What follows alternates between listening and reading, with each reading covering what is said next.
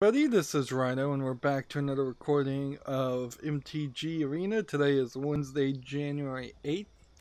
Let's see, let's re-roll this to start off with.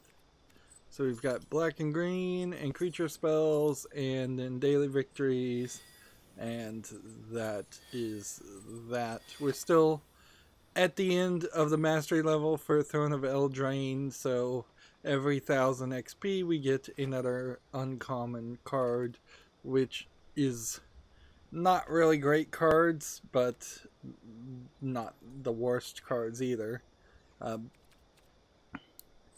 And then let's see, we have a ranked draft for Throne of Eldraine, which we do need to do a ranked draft for the month. But it really doesn't make any sense to do that for Throne of Eldraine, since in 7 days, exactly a week now, the new expansion in Theros Beyond Death is coming out, and almost certainly day one, or at least before the end of the month, there will be a ranked draft for that, and this will be the new focus. We'll open up 50 packs and I'll sit on the rest of the gold. One is hoping that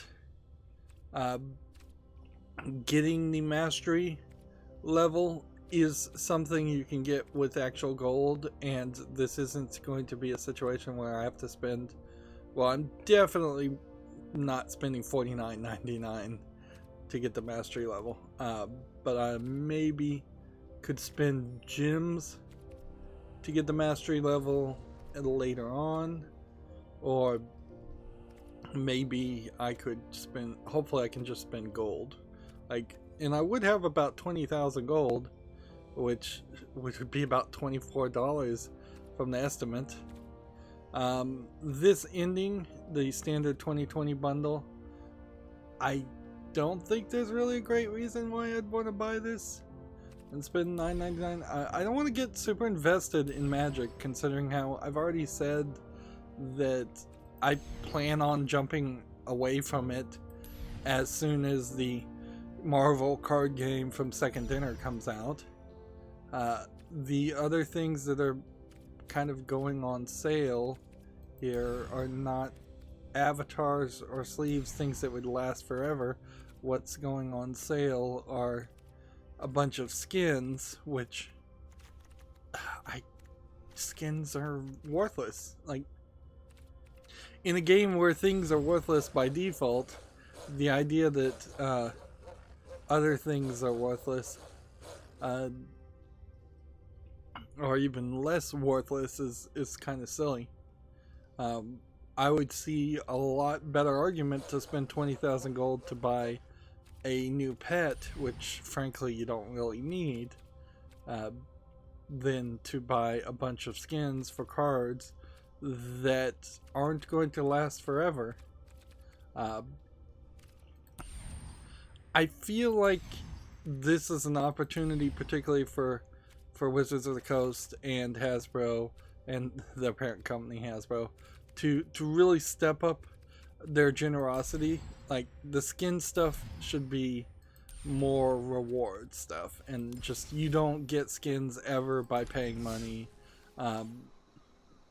There was a kind of shocking point made in the end of the year review of a different YouTuber, when he pointed out that the friends list was the only functional thing. Friends list and some deck building features were really the only functional things added at all this year to this game,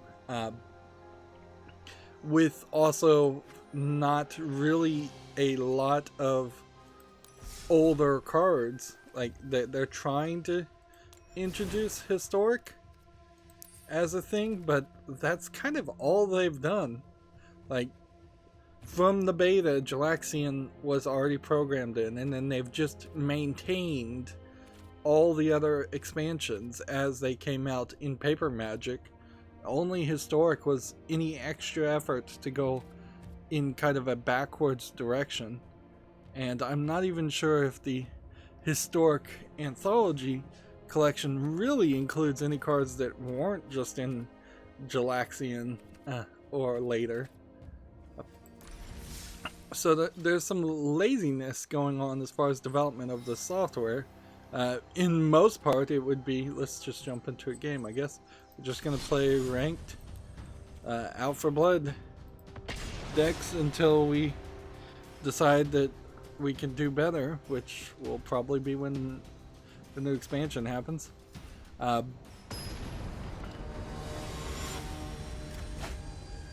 Yeah, they've really dropped the ball as far as adding the mobile version, creating a mobile version. They say a mobile version won't work. There's no reason a mobile version wouldn't work. It's a ridiculous argument to make. It is simply a matter of screen space. Since I've been wasting a lot of time developing a electronic conference room sign or office sign, that's an embedded device with a limited amount of RAM, way more limited than what you'd have on a modern cell phone, and a extremely limited resolution, and a extremely limited color palette of just being grayscale, effectively black, white, and a third color that I'm not even going to use the third color, so it's basically black and white. So there's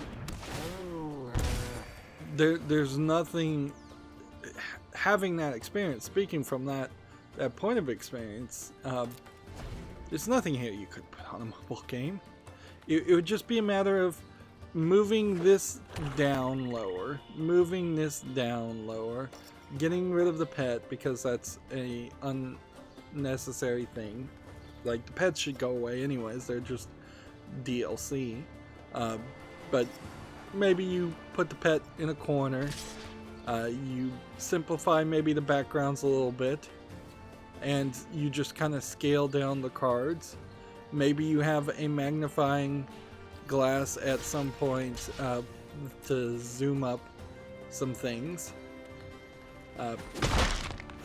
Maybe you hide the character's name. Maybe you spend a little bit less time. They've already got like magnifying happening in their programming, so that code has already been written. Like, so getting that to work in mobile wouldn't really even be extra work.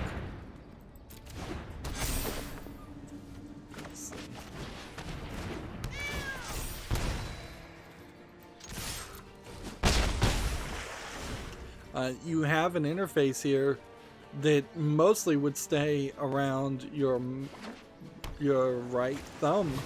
So they've designed this already in part to work the way you would expect a mobile game would work. The thing is that only gets crazy is when you get into these later games where you have 4 or 5 planeswalkers, or one planeswalker that's taking up a lot of space, and then 4 or 5 artifacts, and then 20 characters on the field. But there's ways around that. Even if you can't display everything on the screen, you might just have to start stacking things up and saying, here's a character, there's plus 3 more characters here, click a button to see the other characters. I don't know if this game, like Hearthstone, is programmed in Unity. It should have been, because that would have been the smart move. So if this was programmed in Unreal Engine or some custom engine, that might be a limiting factor. At which point they probably should just shift over to Unity. Let's see.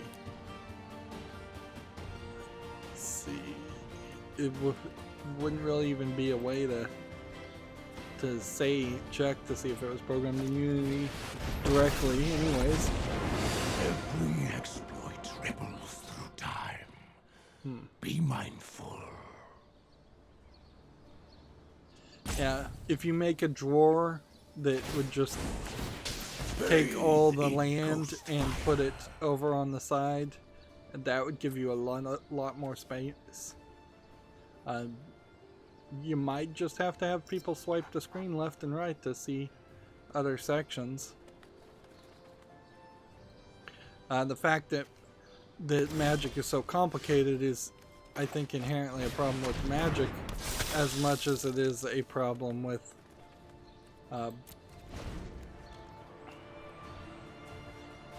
well, I should have just attacked with these two, frankly. That was a mistake. Because I could have gotten 2 damage.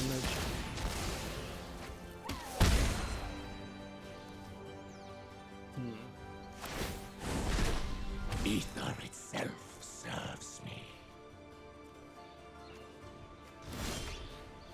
Alright, well, let's put this on the field. Put this on the field. Let's go ahead and attack with these two this way. He'll have to defend. If he doesn't choose to defend, I'll do damage. If he does choose to defend, I'll do damage.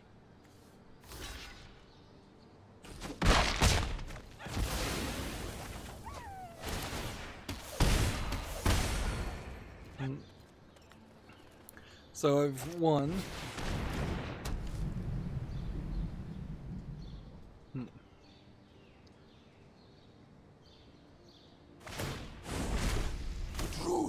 Lies beyond vision.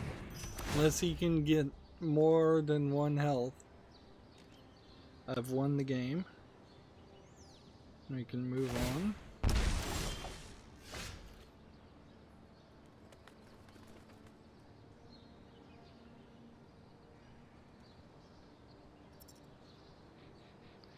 Let's see, as far as what I've been working on, I've finally figured out how to get a lightning bolt to animate properly. Just by trial and error. Complex polynomials are not really my thing. That gets into the realm of animating, and it wasn't super useful or super easy to draw something that looked good enough.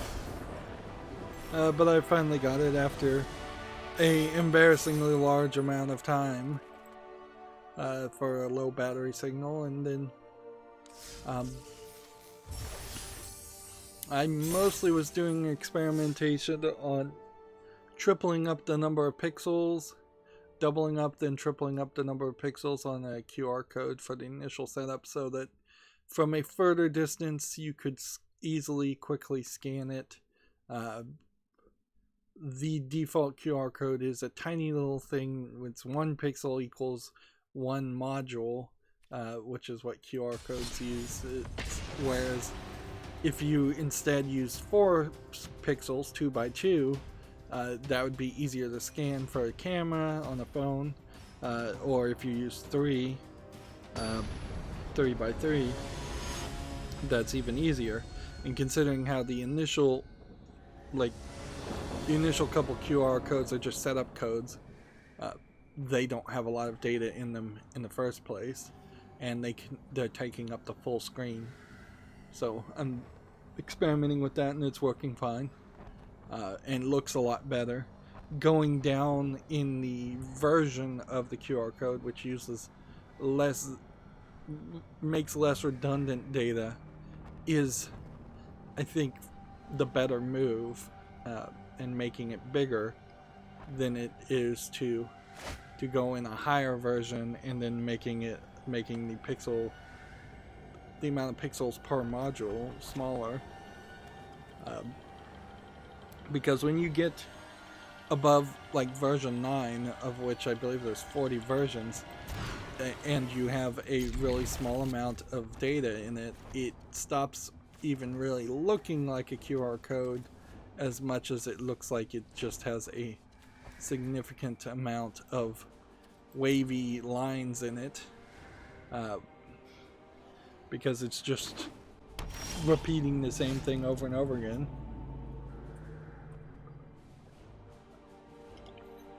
And there might be, I suppose, uses for that if you were, for example, printing a QR code for some inventory on some oil rig or something that would be potentially highly likely to get dirty or scratched or torn up, and you're printing it like really big. If you would like to be able to fly a drone over a shipping container, for instance, and get a large amount of data out of what's in that shipping container, that would be a great reason to use the higher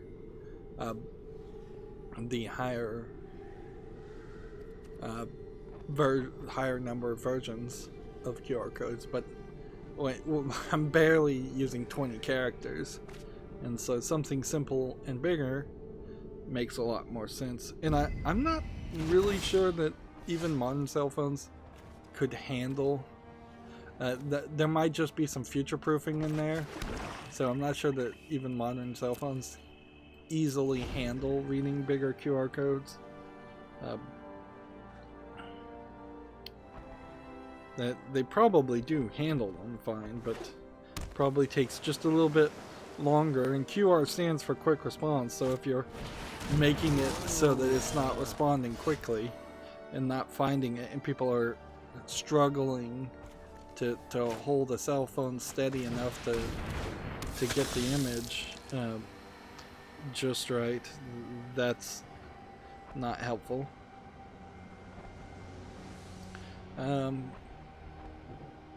I tried to see if I could contact on Discord some assistance on trying to set up a clock function and reading the RAM of the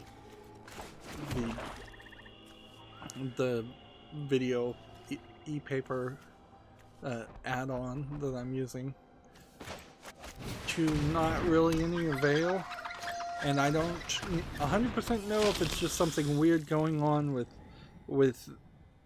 their code, or how I'm interpreting their code, because in theory I'm trying to copy and paste, do the exact same thing that they do, that the header files do, and it's just not working. And I know it's a class, and I know I'm weak in understanding how classes work and how they're defined and how things work, or that way. So I know I'm lacking some skill there, but it just doesn't seem like it wants to work.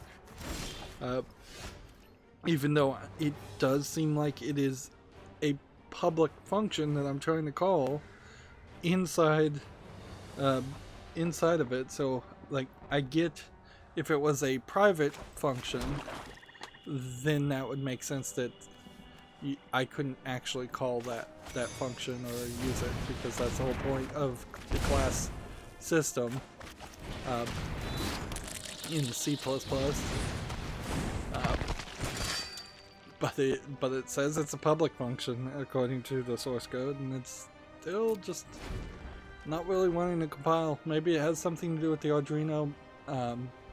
Maybe it has something to do with a header file including another header file, which means I can't include that header file directly, which means I can't use that function directly.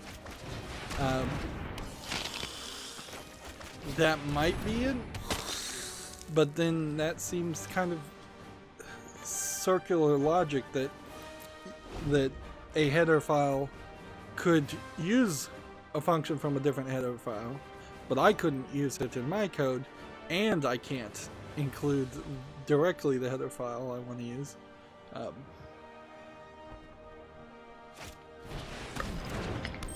Ideally, I wouldn't want to use read the RAM of the video buffer directly from the chip anyways, because that just seems like that would be slower. But it seems like that's probably the only way I could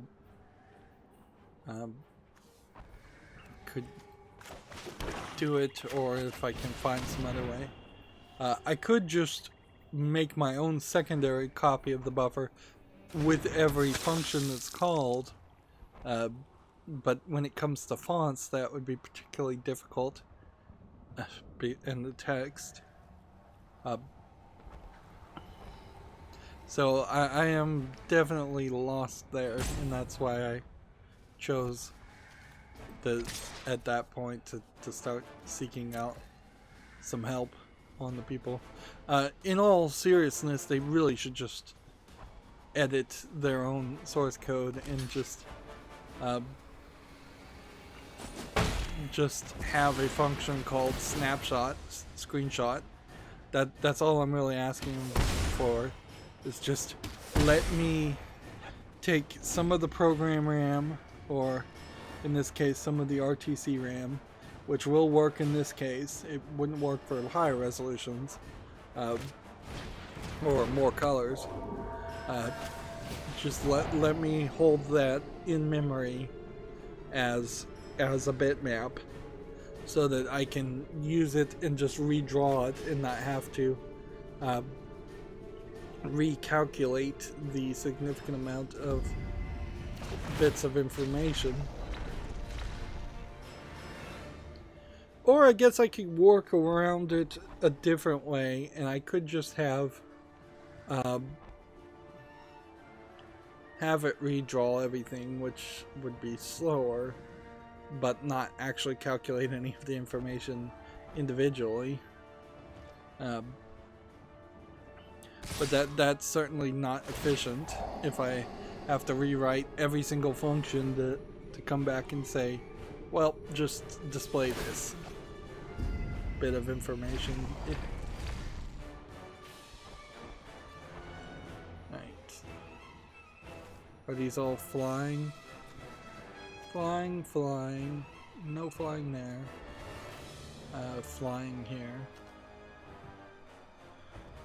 Well, nothing's gonna really stop me from blocking. Let's see.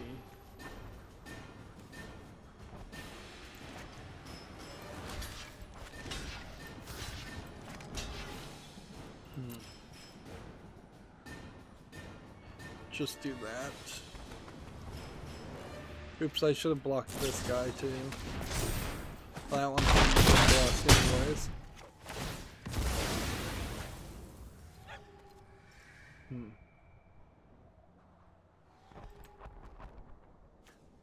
Oh, that sucked.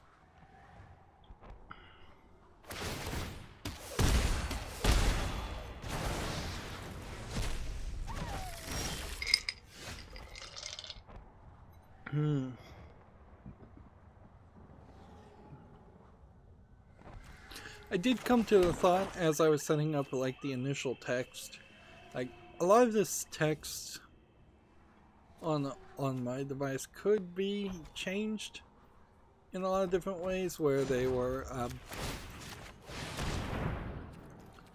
where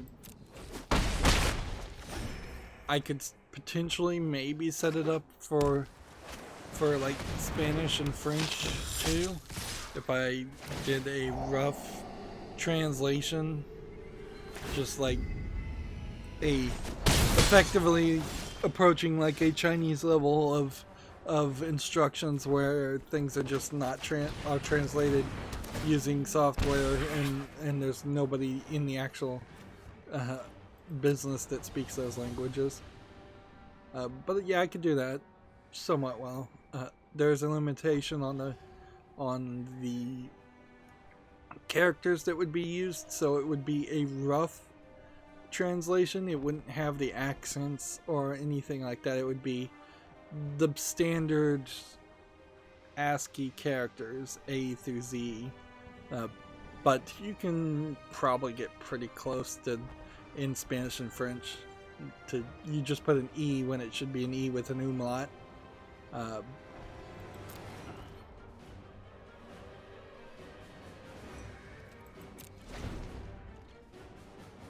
And that would be something to think about in the future, doing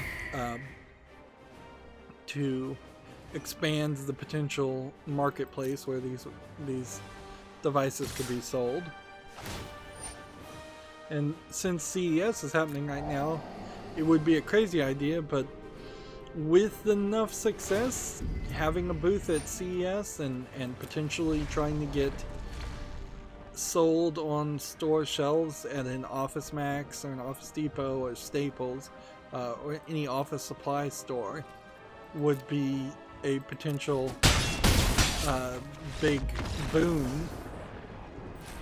Like if these things are just on shelves and particularly of office supply stores, that helps a lot of businesses that have specific rules set up where they can only buy things from those office supply stores instead of trying to buy them directly through some website.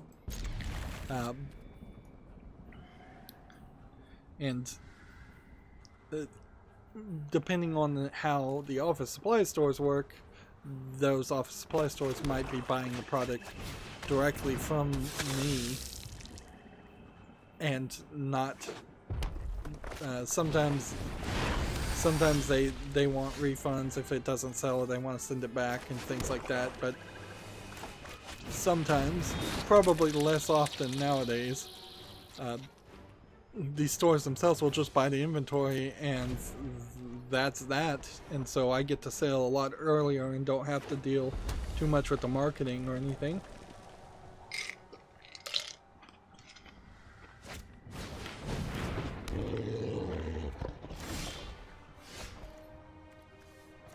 There probably would be some minimums and other factors to consider if I was gonna sell to an office supply store, and at a certain point that would be the potential outcome in which the business is just so super successful, which don't plan for success, plan for failure, and hope for success. But at a certain point, that is a scenario where it's just so super successful that I might find it easier just to sell the whole business to somebody else and take the money and run, and let somebody else with more experience running large and medium companies take over and take on the risk, because you never really know when you would hit market saturation. It might be that there's exactly 0 people who want a product, or that there's a million people that want a product. And since this is more of a office focused product, that also would be a consideration. This isn't something that I expect people would put in their house. It wouldn't make a lot of sense to do that. Or even for a lot of retail stores or restaurants or anything like that to really need them or want them. It really does boil down to large offices, maybe medium offices, and like schools, universities, and things like that. People in particular who don't want to have to print out a bunch of schedules and stick them to doors, or the people that really learn how to use calendars to coordinate and organize their comings and goings. Alright. So, what I need to do here is I need to attack with these 3.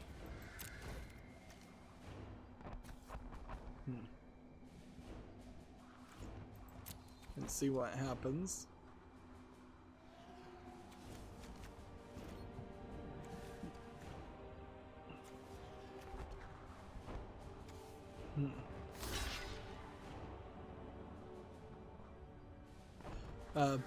There was actually nothing stopping me from tapping this one too.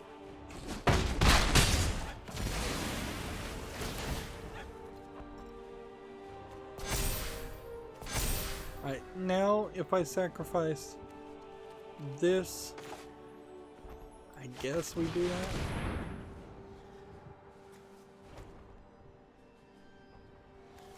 One, two, three.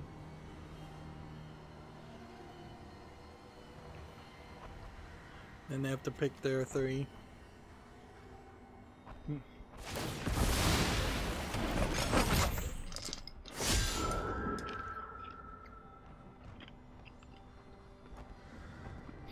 definitely having a lot of problem motivating myself to just getting back in pre-recording footage. Like, and see, I'm kind of on a roll with the programming, and jumping between projects kind of sucks. So, yeah. And there's an inherent lower just lack of motivation there. Yeah, I kind of don't know how I did it in the old days. Like, I guess in a lot of ways when I was in school, I just kind of ignored school and was 100% focused on playing video games. That would be one factor. And then I would also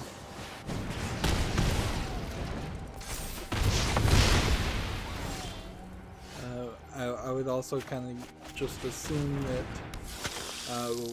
when I was working other jobs, you were focusing on the job because you had to or you'd get fired, but then mostly I was ignoring and forgetting all of that and then focusing on playing video games later too. I really never, I guess, have had two projects that I've actually wanted to do, and that's probably in part my lack of ability to multitask here. They say that while many people think they can multitask, actually pretty much nobody can actually do it. Although I guess it might be just a semantic argument at some point. But yeah, I've had things that I was being forced to do, whether at a job or school, and then I would do it begrudgingly and as minimal effort as possible. And then I've had things I'm interested in previous times when I was working on a server or something, which I potentially just totally ruined my ZFS array just by clearing the errors. It faulted the disks. I don't know why. It's been trying to do a error scan called a scrub for a long time now, about, I would say, about 10 days. So I'm hoping maybe that scrub will get close to end in the next 5 days or so, and then maybe that'll fix things. Maybe a reboot will fix things. But the disks that I thought were good are running into different kinds of errors, and then they just decided that they were faulted, which is crazy. And then the resilvering process of putting the new data on the new disks seems like it's just kind of failed completely. Let's see, what do we want to do here? I mean, I guess I can just attack with all. I could, suppose, have blocked this from attacking or defending, yeah.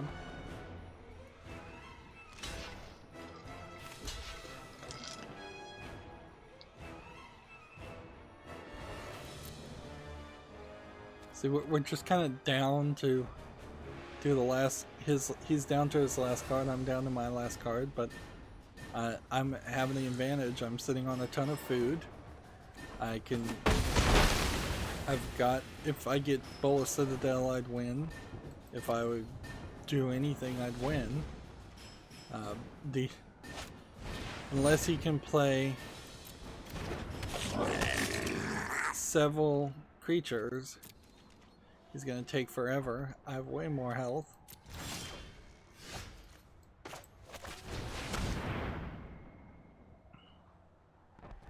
Now I can just bring back this. And what do we want? Death Touch, Afterlife, or this. There we go.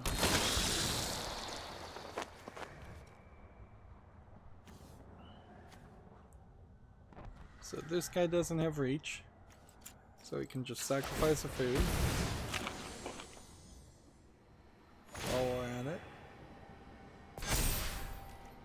we can just keep on building this one up.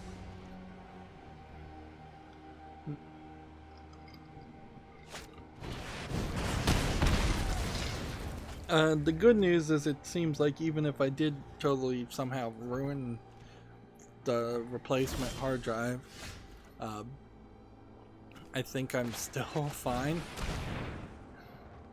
Like, I think I have enough disks in it that I could try again. Maybe I would at some point run out of those options. But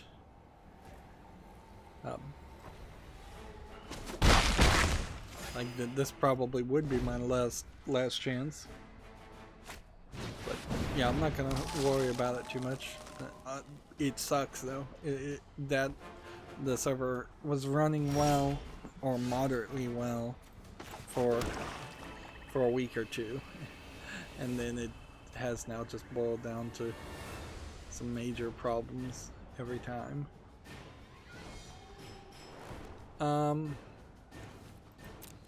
Let's just go ahead and not attack. Or do we want to attack with this just to see what it will do?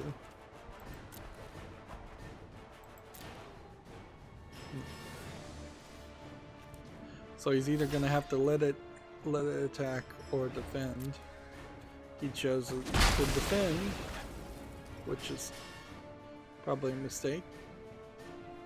I've decided, starting with today, basically, that I will be taking any news articles that I personally deem as a controversy, and I'll be making a controversy spreadsheet, Excel sheet type thing with links to those, link to those articles. So the Children of Morta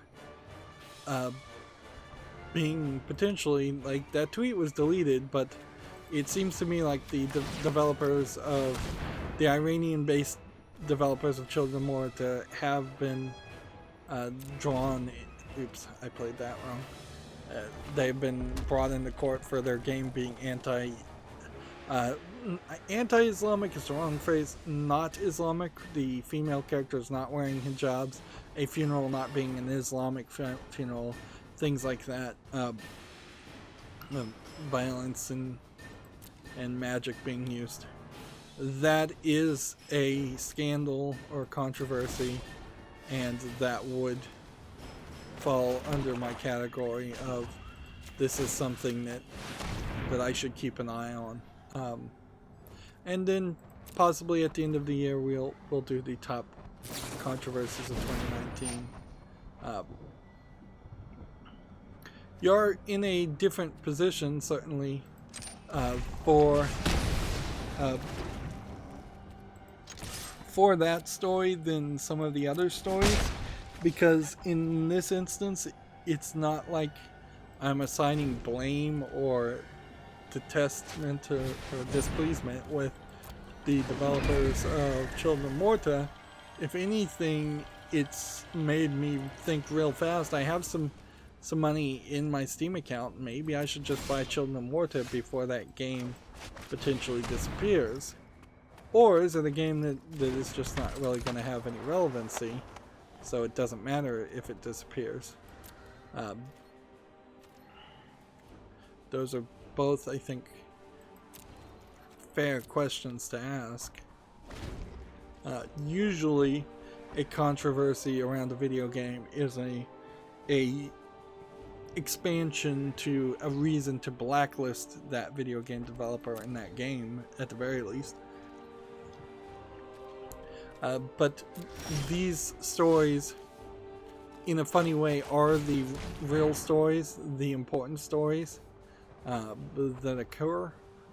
So there are things that actually matter. I don't feel like a lot of benefit would be received. I could be wrong about this if I just had a collection of all news stories that happened in 2020, all important ones. If I did try to make an Excel sheet on that, the amount of news stories actually would be pretty low. There's 52 weeks out of the year. I suspect you would have less than 30 stories every year of any real import. Because that's just kind of how things go. Alright, so I can win as long as this guy dies and then comes back. And if he doesn't, I can win several other ways. So I suppose we could do a little bit of e-begging here and say that if people want to gift me Children of Morta in their own personal fear that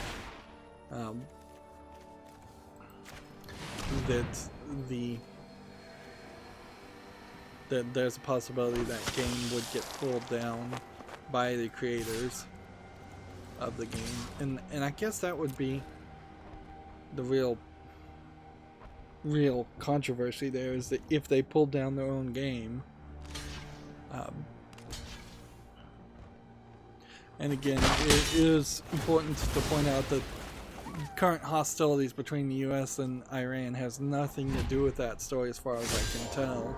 It seems to be a completely focused around a Iranian theocratic law being applied to an Iranian-based video game developer. It only shows kind of the problem with trying to be creative and create something in a theocracy. And that's why a lot of theocracies specifically do not have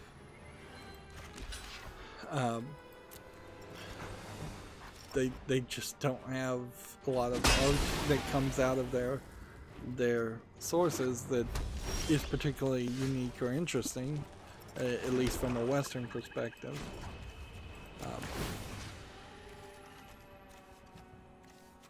It probably, if you looked at it from a historical perspective too, is the reason why there's not particularly a lot of great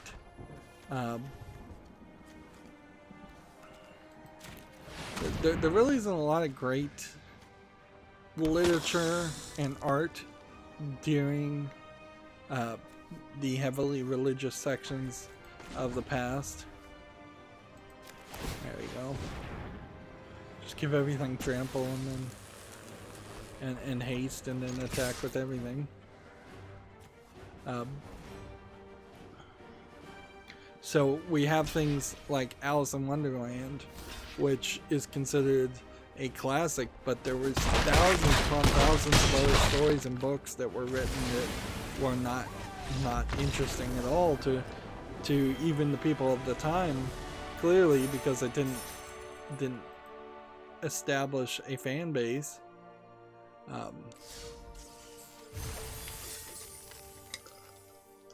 Even in modern times, I seriously doubt that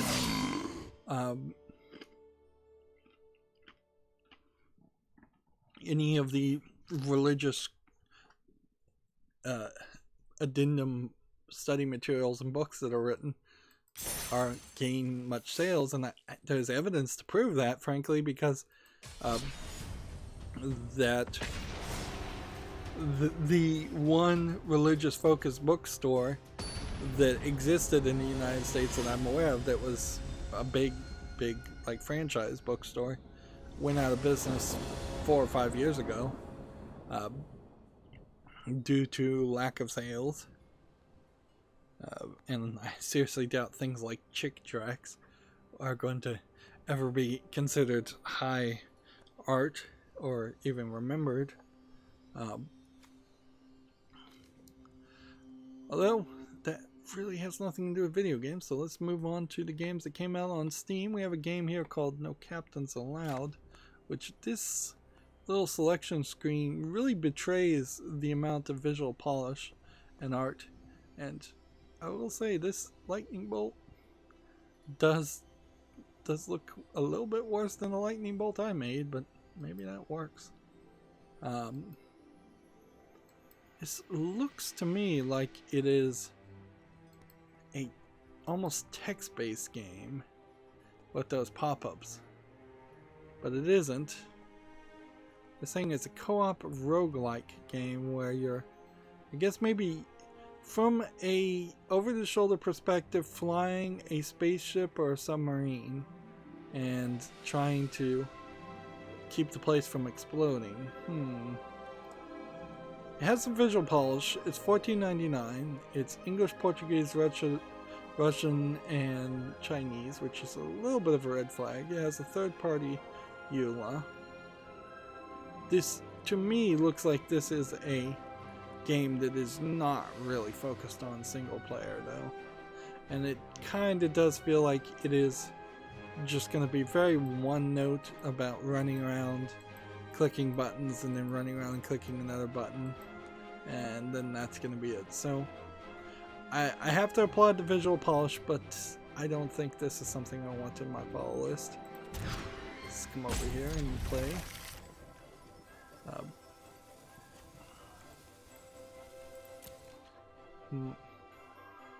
So I'm going to pass on that one. I did log into Steam so I can start putting things back into the follow list finally. There's this article about Rebel Galaxy Outlaw and when it was coming out.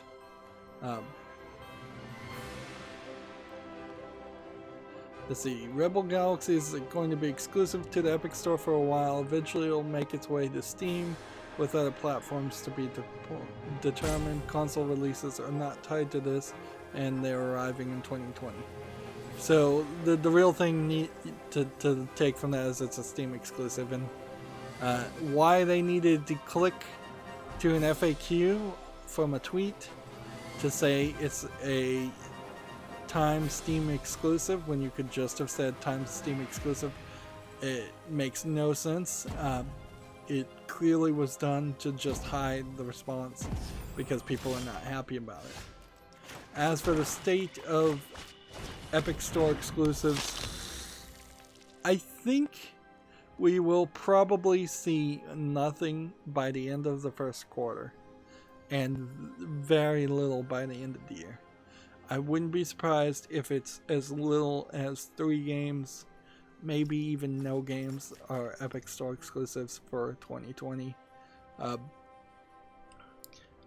There's just way too much backlash there, and inherently there's, I think, not a lot of games coming out in the first place that would even begin to think about being an Epic Store exclusive. They really screwed the pooch, to use a colloquialism, by not having a fully developed and fleshed out store first. If the experience was as good as or better than Steam when they started doing their first major Epic Store exclusive, people would have had a better experience there. But still, there would have been a major backlash, and it still is major backlash and pushback from yet another Steam store's front.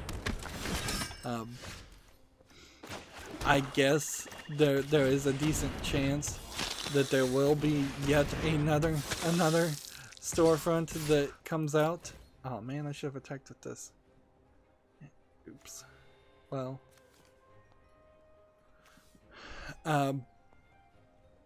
Because yeah, there almost certainly will be somebody that tries something like that, but it will be nothing. I think particularly with Stadia and Apple Arcade now in the playfield, we have gone fully oversaturated with storefronts, and each of those are offering different things. Moving on, Game of Sutra has this article. Crytek wants to dismiss its own lawsuit against Star Citizen's developers. This is probably because they're losing, if I was to guess. The Crisis Maker sued the Cloud Emporium Games and Robert Space Industries in 2017 for breach of contract and copyright infringement, claiming both companies had not signed an exclusive agreement to develop, Star Citizen on the CryEngine. And if I recall correctly, they stopped using the CryEngine because it was too difficult and instead went with using the Amazon engine, which is somewhat based on the CryEngine.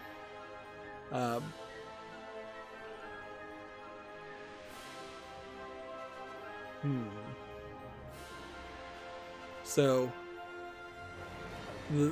if I'm recalling this correctly, really boils down to Crytek was suing them because they decided to go a different direction and not develop a game using the engine, which I don't think that would really stand up in court, frankly. Like if you were developing something with Photoshop, if you were drawing a picture, and then all of a sudden, for some reason, you figured out that GIMP, the open source Photoshop equivalent, was a lot easier and cheaper and just better to use, but for some reason you had signed some kind of crazy exclusivity agreement to say you would use Photoshop, I don't think that would stand up. Be like, no, not really. That's a very arduous requirement to say that somebody has to use your product. They would have, Crytek would have been better just to focus on, well, we got the license fee for Crytek up front. They bought the software. We don't care if they use it or not. That would definitely stand up in court a lot more. There's plenty of people out there that buy PCs that come with, in the price of the buying that PC, comes with a license to Windows. That doesn't inherently mean that those people have to use Windows and that they can't install Linux on their PC. And even Microsoft has tried to go down those directions and received such large pushback that they've given up on that. Probably gonna lose here. Next game we have on Steam is called Winnie, I guess is how that's pronounced. W-I-E-N-N-E. Says it's a female protagonist story-rich game. It looks to me a little bit like an RPG Maker game without the visuals of an RPG Maker game. Like, this definitely doesn't really look like an RPG Maker game. That doesn't. That really doesn't. Doesn't look like there's too much here in the first point at all. Yeah, I'm just not really seeing anything. You can change the flow of the story at any moment in time, repeatedly in this short story of lore-driven RPG, you have to save Winnie and Zack from nearly inevitable demise. Can you find the path? So it's almost like a Groundhog Day story. Interesting idea. I kind of like the animation here, but it really doesn't coordinate at all with this character. If anything, this character looks like that she has just a big amount of black hair. This is $4.99. I don't know if it really is an RPG. It's 12 achievements. I'm going to put it on the follow list just to see. There's another game that is similar to that with a time travel mechanic, but I forget the name of it, that came out a year or two ago, where the main effort is to you see somebody get murdered, and then you have to rewind time and change the course of events and move things around, lock cabinets and such to ensure that that person doesn't get murdered.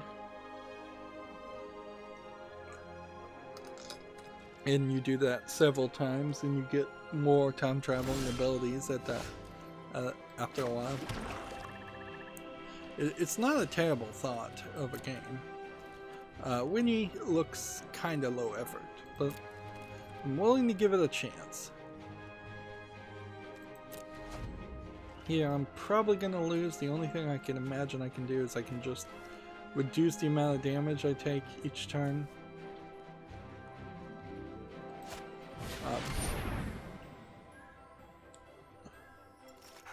So we want to just tap this target creature each turn. TechRaptor has an article here. The Kerbal Space Program developer announces a new Balsa model flight simulator title. Now, I think it's worth pointing out that the Kerbal Space developers, I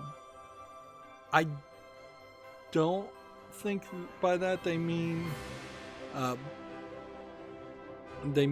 the people in charge of Kerbal Space Program now, who basically fired all their programmers.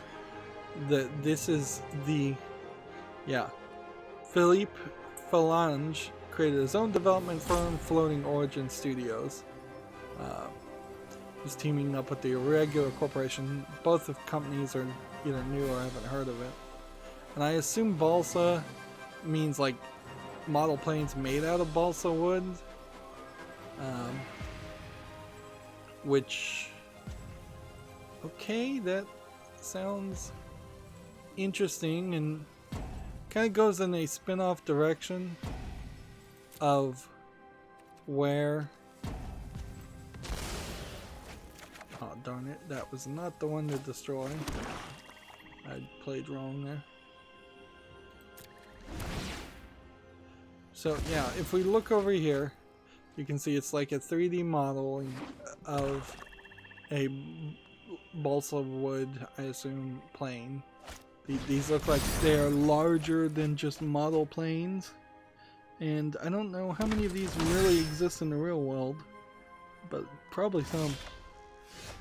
It does kind of go in the direction that the Kerbal Space Program was also missing, in the fact that there was a lot of in-atmosphere flight technology that needed to be simulated a lot better than it was in Kerbal Space Program.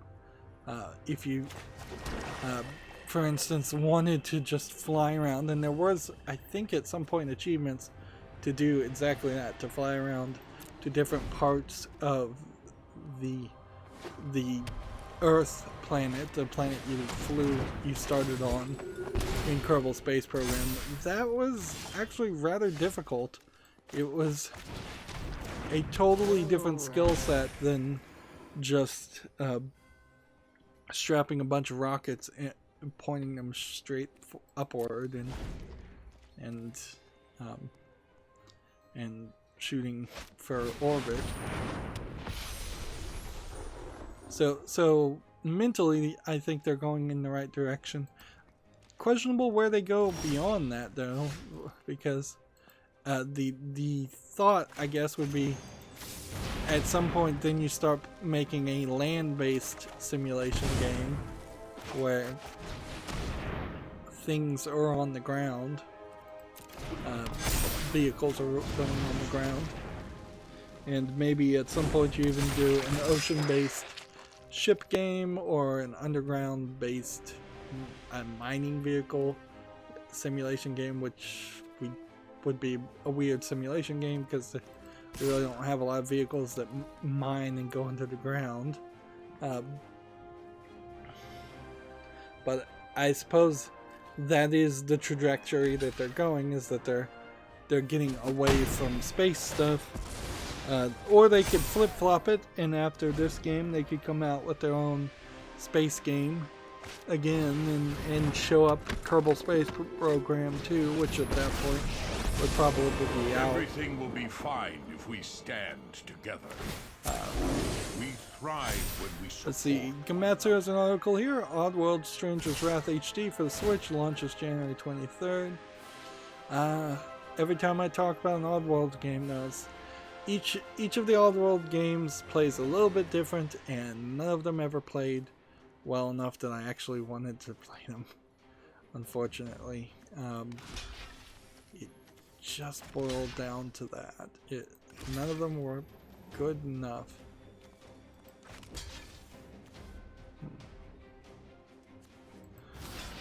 Let's see. I'm going to do this, and then I'm going to do this.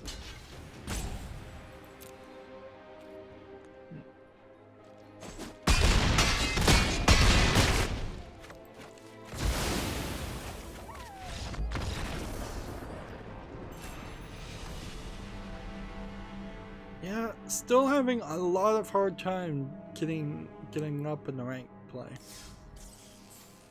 It's not super successful.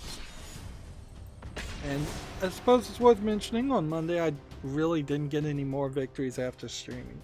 Like, I'm kind of done with it. Yeah. I had about a month of trying to get a little bit ahead and playing to 15 victories every day. But I've got better things to do with my time. Frankly, sitting around and doing nothing is probably better than just trying to play Magic and get victories. 15 victories every single day. It's asking too much. I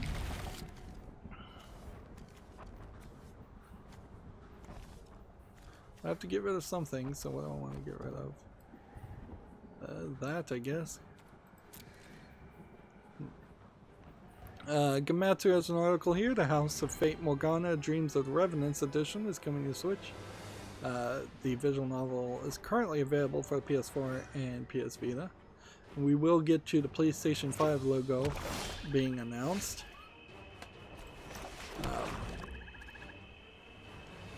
At some point.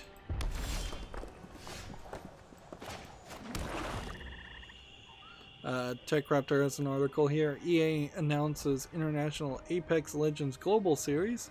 So, they're still pushing Apex Legends.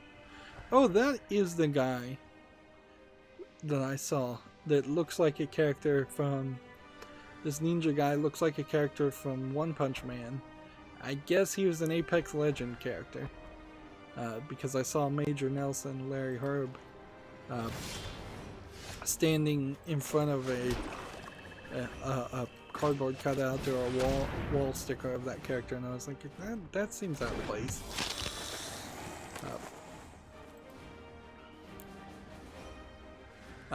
TechRaptor has an article here. Final Fantasy VII Remake PC version likely, daily miners say. I think there's a good chance of that, but then I wouldn't be surprised if that's they're simply seeing things that would have been in the Final Fantasy VII demo or whatever code they were looking at, just because the developers of the game were experimenting with that or wanted it to be that way. Like, it's totally possible that function calls, higher resolutions, abilities that could not be used on even a PlayStation 5 or an Xbox Series X. Might just be there just in case. Like, in the same way that I'm thinking about programming all the text so it could be easily changed to Spanish or French. It doesn't mean I'm guaranteeing I would do that. It just means that I'd like that to be an option, and it's a way to look forward.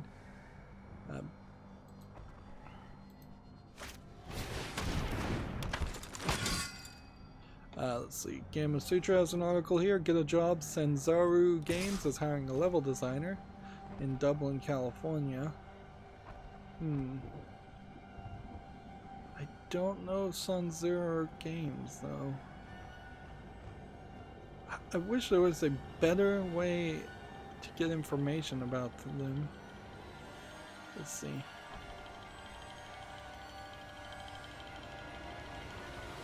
Sanzaru Games is a picture of a monkey. And then I clicked on it and it says this company has 0 jobs posted. So in this time that job posting, in the time that the job posting happened, they either filled that position or decided they don't want to fill that position.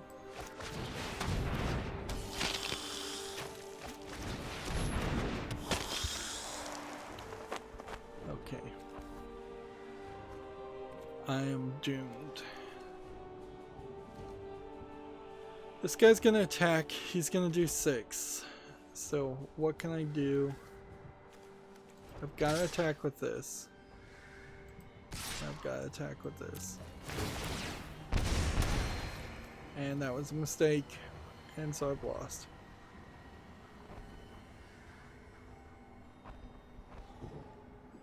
Sanzaru Games apparently made the Spyro trilogy and Marvel Power Up United VR and a game called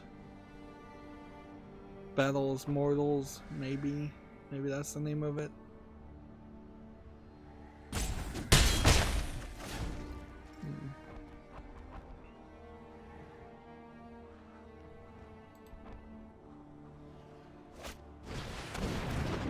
Asgard's Wrath is, I think, the most recent game that they're promoting. Asgard's Wrath doesn't look bad, but I don't know if it's coming out on anything other than VR.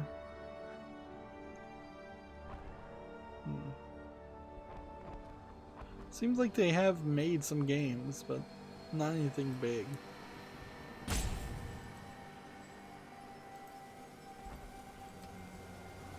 Meanwhile, I'm doomed to failure.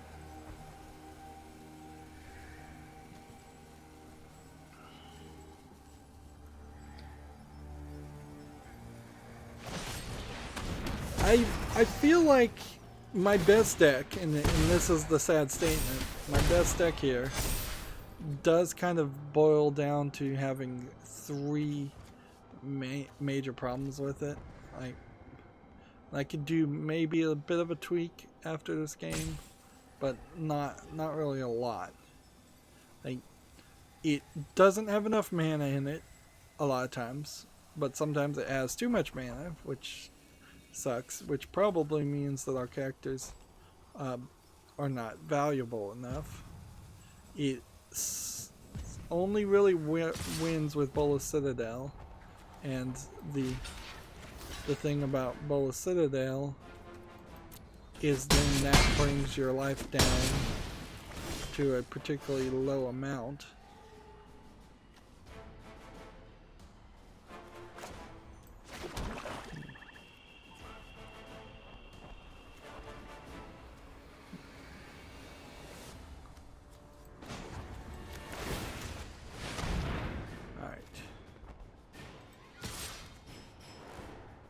I'm going to attack with that. And then I think that's kind of all I can do.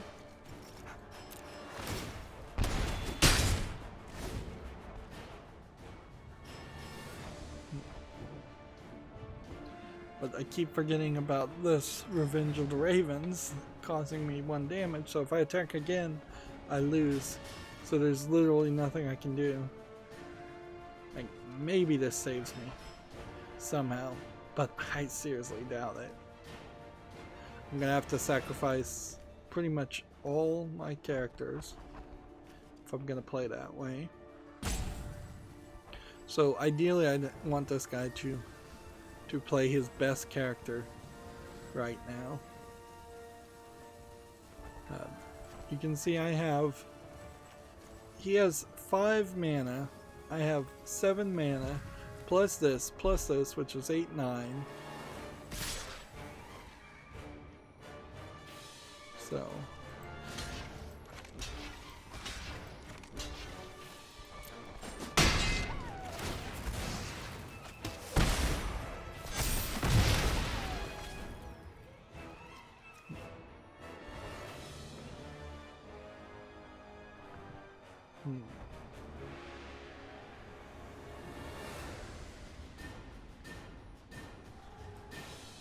I guess that gets him down to this, but I can't attack.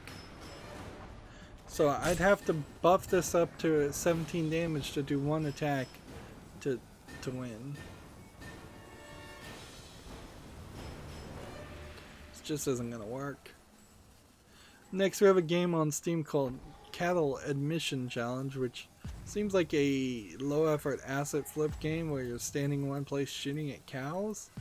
I don't know why you'd be shooting at cows with a machine gun. That makes no sense. This is 59 cents discounted in English only. If you were trying to slaughter cows for some reason, yeah, let's just say you were going to slaughter cows. The idea of using a machine gun to do it and having them roam free doesn't make any sense.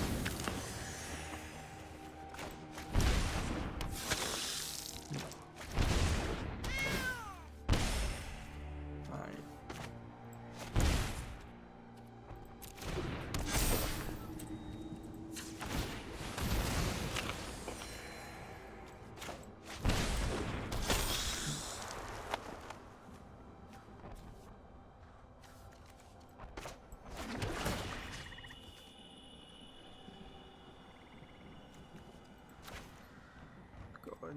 Put that on top. And then next turn. So I have 6, 7, 8. If I can get a couple more on the field, then I can actually start winning.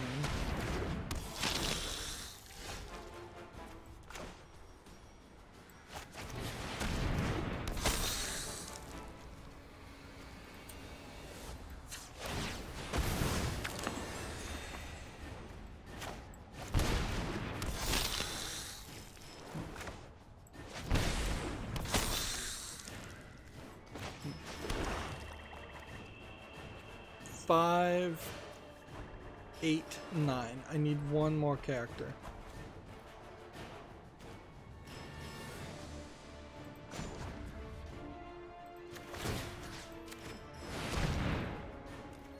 I can't attack. So that was a mistake. Although it probably isn't too much of a mistake. I still might be able to turn this around.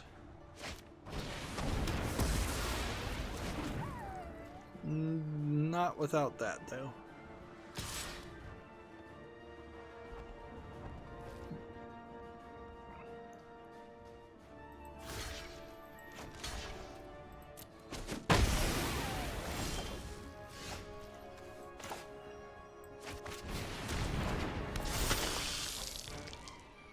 Okay. If I attack here, and if I attack here, and if I attack here, that should be alright. And then I could play these later. So next, attack with this one, and attack with this one. that's gonna do 2 damage to me. But that's fine. Because then we do this.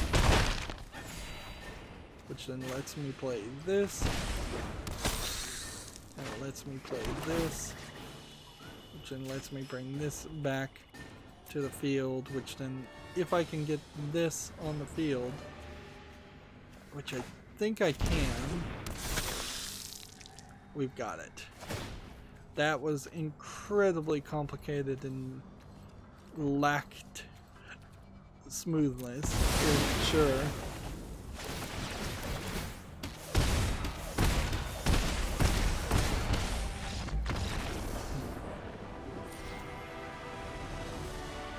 That was a lot of work. A lot of work, and we're still teetering at silver tier 3. Like, what I was thinking of doing here, let's come over here, just edit this deck. What I want to do is get rid of one of these and just add another swamp and just see what that does. Probably not a lot change there. Probably should gotten rid of both of those cards and added 2 swamps. Next we have a game on Steam called Beyond Senses, which looks like it might be a horror game of interest, or it might just be a asset flip horror game. It does look different. Like, you definitely are getting a different visual aspect. That head twist, though, as she turned and looked at you, was not humanly capable.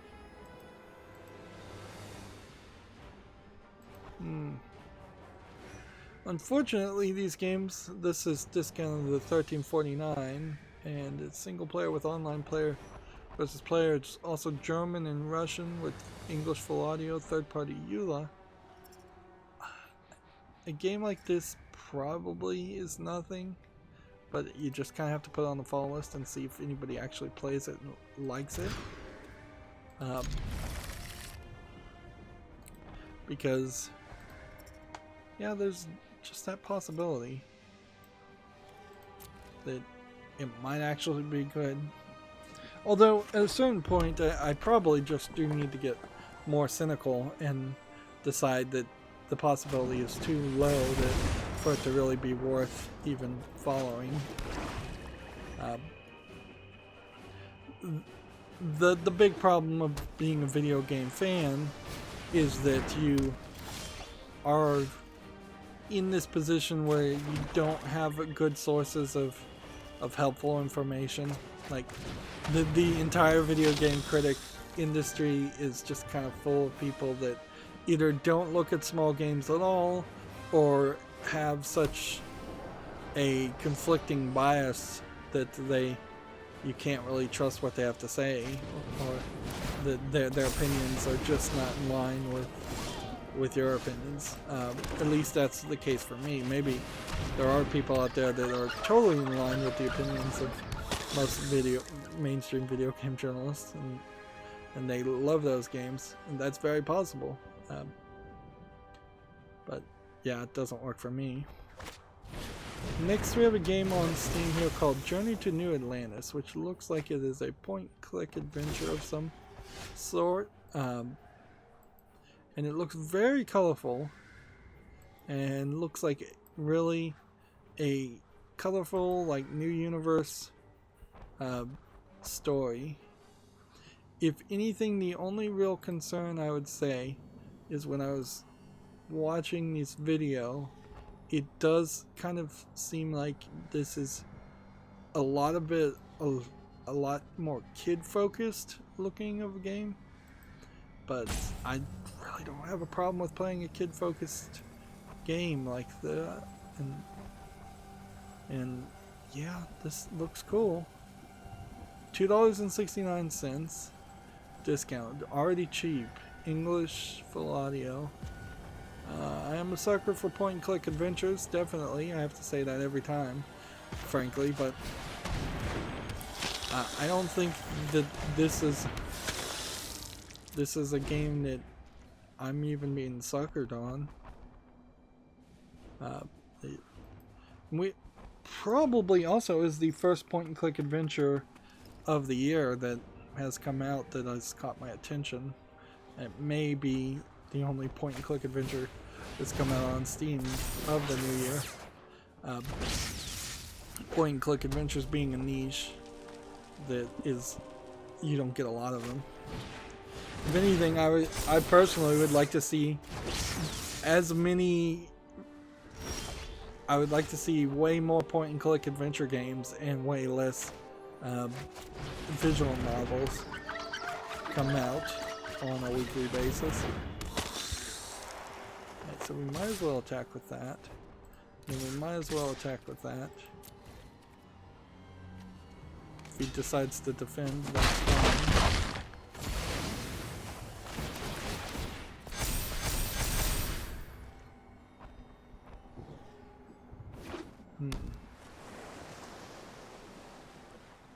Tech Raptor has the same article here. Squadron 42 lawsuit may be dismissed for now. That's Crytek suing the developers of Squadron 42. Next we have a game on Steam called Pub Simulator, which looks like a VR game with some pub asset flips. Although, in all fairness, this isn't even really showing a pub so much as it's showing a very small square room, which, yeah, this is one of those like Tapper clone style games that I have no idea why you would think this would be better in VR. It looks horrible, and even their own footage is tilting and shaking because of people, whoever's wearing the helmet is tilting and shaking. This is $1.99, which is way too cheap for a VR game, English only. And the graphics look horrible. So, easy decision to have Pub Simulator not... I guess I could have attacked there, but we're not sure how many cards he's got that might do something to beef up this guy.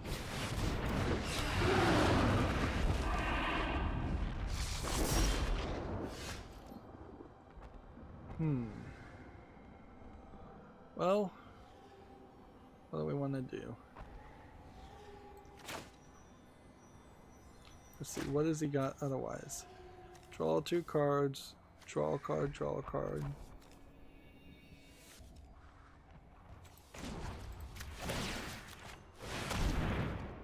Let's see, attack here, go. I guess we'll just do a face race.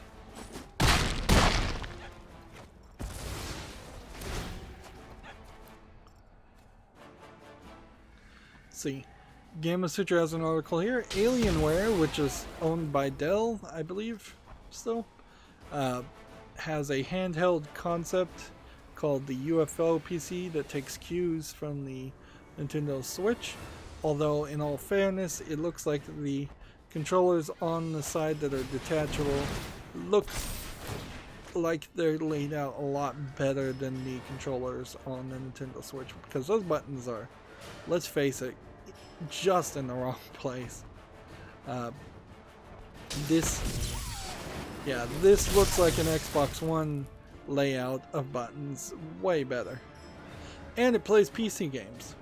And frankly, it's got me wondering, now, inherently, is this going to be a $350 device, or is this going to be a $600 to $1,000 device? Because I wouldn't be surprised if it's $1,000 minimum.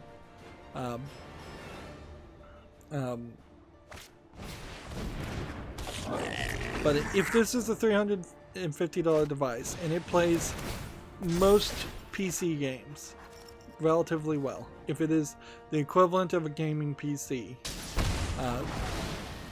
there might be an argument to buying this for kids instead of a Switch. But the argument is a little rough when you when you know like the Lego games don't run well on PC, when you know that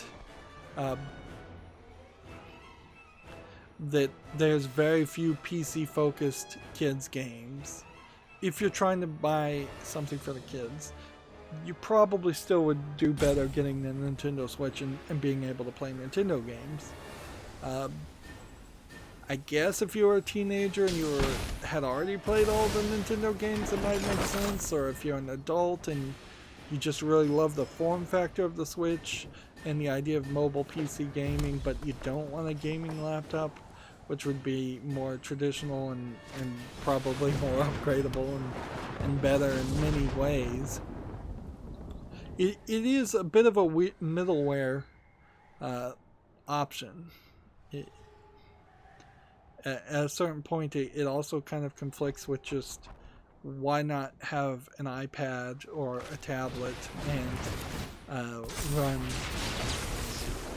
play those games. Although then that does put you in the realm of playing either iOS or Android games or really old games through RetroArch.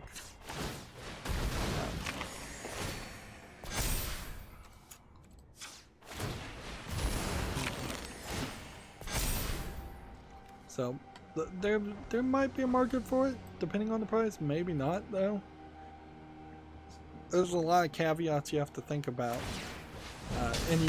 Even playing a Switch, there was a lot of caveats you had to think about as far as is this really a product that is the best option? Even as someone who's thinking about getting a Switch, and there's rumors of a new Switch model coming out, that there's still some concerns there.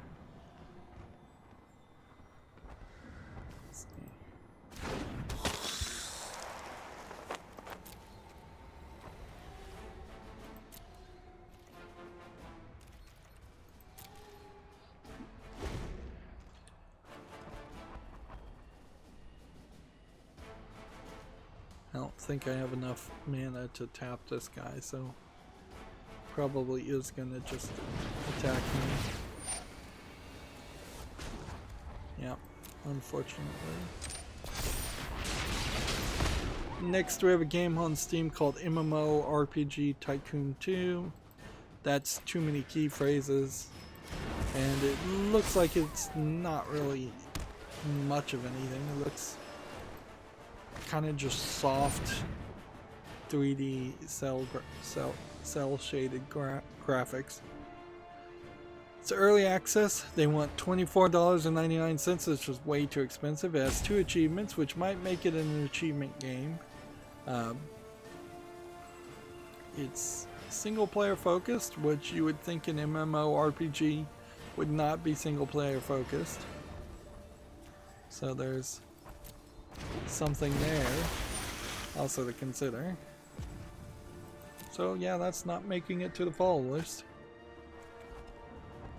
We ended last stream with games left over, and we may end this stream with games left over at this rate.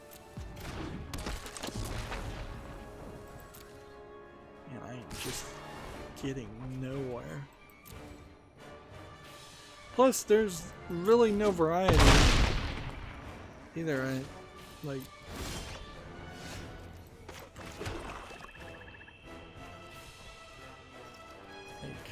Yeah. There's no variety in the decks I'm playing, because I'm assuming that this is the deck that wins more often than anything else, but I might even be wrong about that.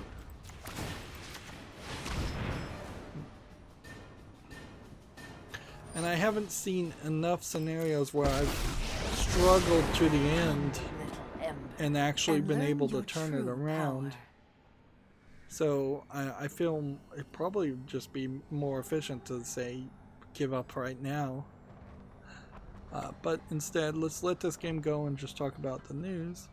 We have a game on Steam here called Reversi Quest 2, which looks like it is Reversi, but with 3D models instead of just the standard black and white stones, and might be taking that concept of playing Reversi and adding some other functions to it. Kind of like how Free Cell Quest tried to do, but then I found Free Cell Quest made Free Cell way worse. This is $16.99. That is too expensive. It's English, Chinese, and Japanese. And I would suspect it's probably Chinese first. Chinese created game. So I have to say I like the concept. I hate the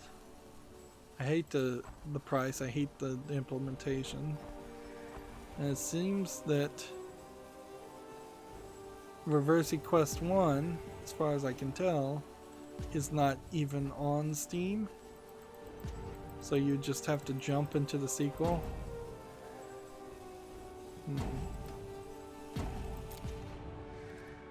So, yeah. They priced themselves too high, so I'm gonna not put it on the follow list.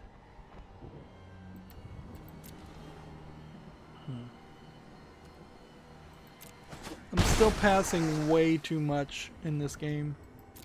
Like, it really shouldn't have to think about whether I want to pass or not when I have no cards in my hand and nothing I can do.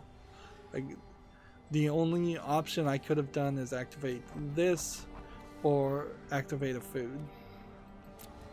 And so, it should be easy enough to say, just pass on this card, pass on these cards, or pass on all cards.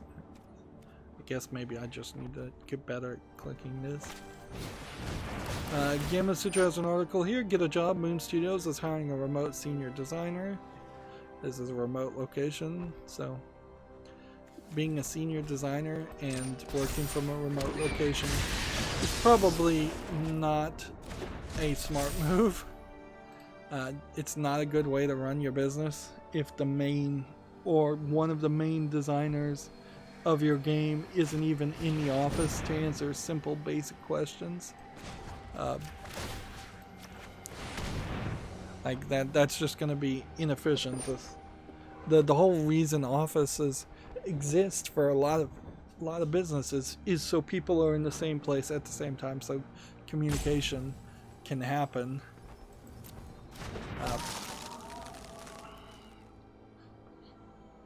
So Gamma Sutra has this article. Report rumors suggest a new Switch model is due out this year. Let's see, it's from a Taiwanese publication, Digitimes, picked up by Polygon. A new model.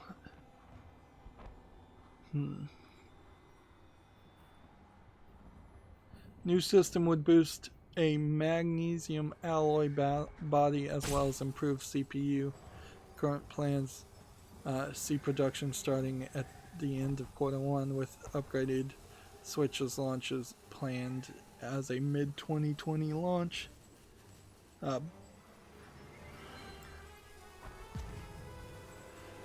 If they were to do that and it has a new CPU, a better CPU, I don't know if that really would mean that they would do anything other than underclock the new CPU, and it is just a chip change because the older Tegra processor is no longer being developed or something along that lines.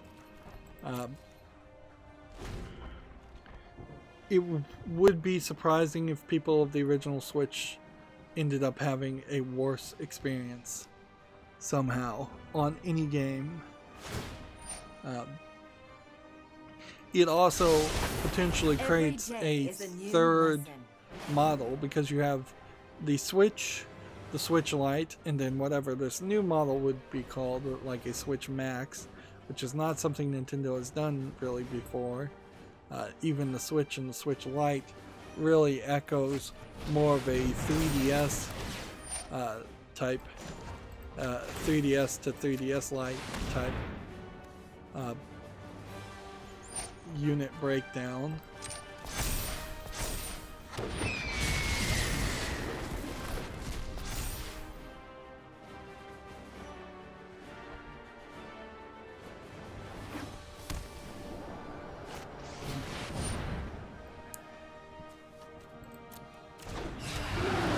Yeah, that would be weird.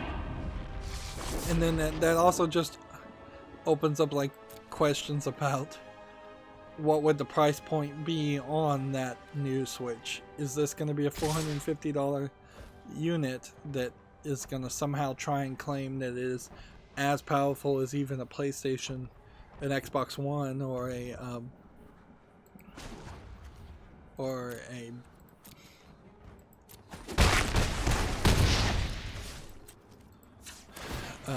PlayStation 4, because I kind of don't believe that. Well, I've just failed, so let's just concede. We're not gonna win there.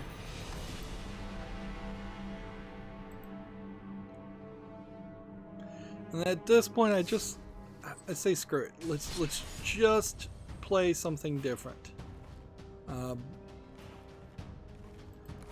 Let's just play Angelic Army. Probably not good enough that I should be playing ranked with it, but whatever.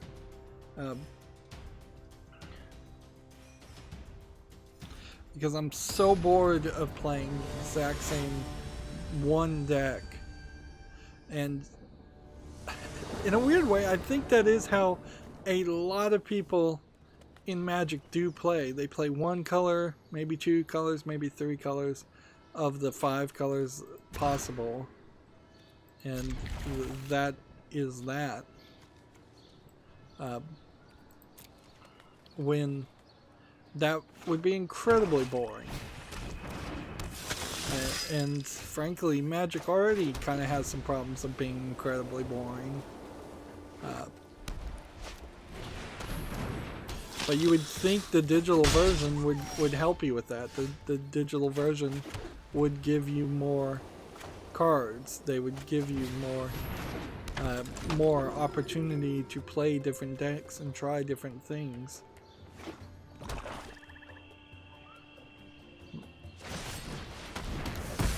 Moving on, Gamma Sutra has an article, adjust partners with Unity to grant devs access to the mobile measurement software development kit.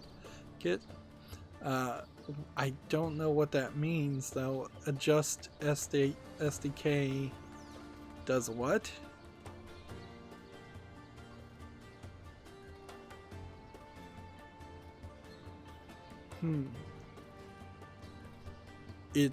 They say it's world-class anti-fraud solutions, automation, and analytics. So basically, it's the type of spyware that they put into video games to get analytics and anti-piracy measures and things like that. Well, that's too inside baseball for my concern. Gamma Sutra has an article here. Square Enix eyes potential of XR, blockchain, and cloud gaming in 2020. Now, XR is what? Is that augmented reality? No, that would be AR. Maybe XR is both augmented reality and VR.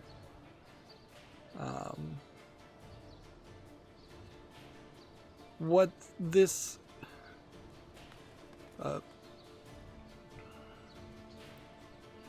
they say XR's like augmented reality, maybe VR too.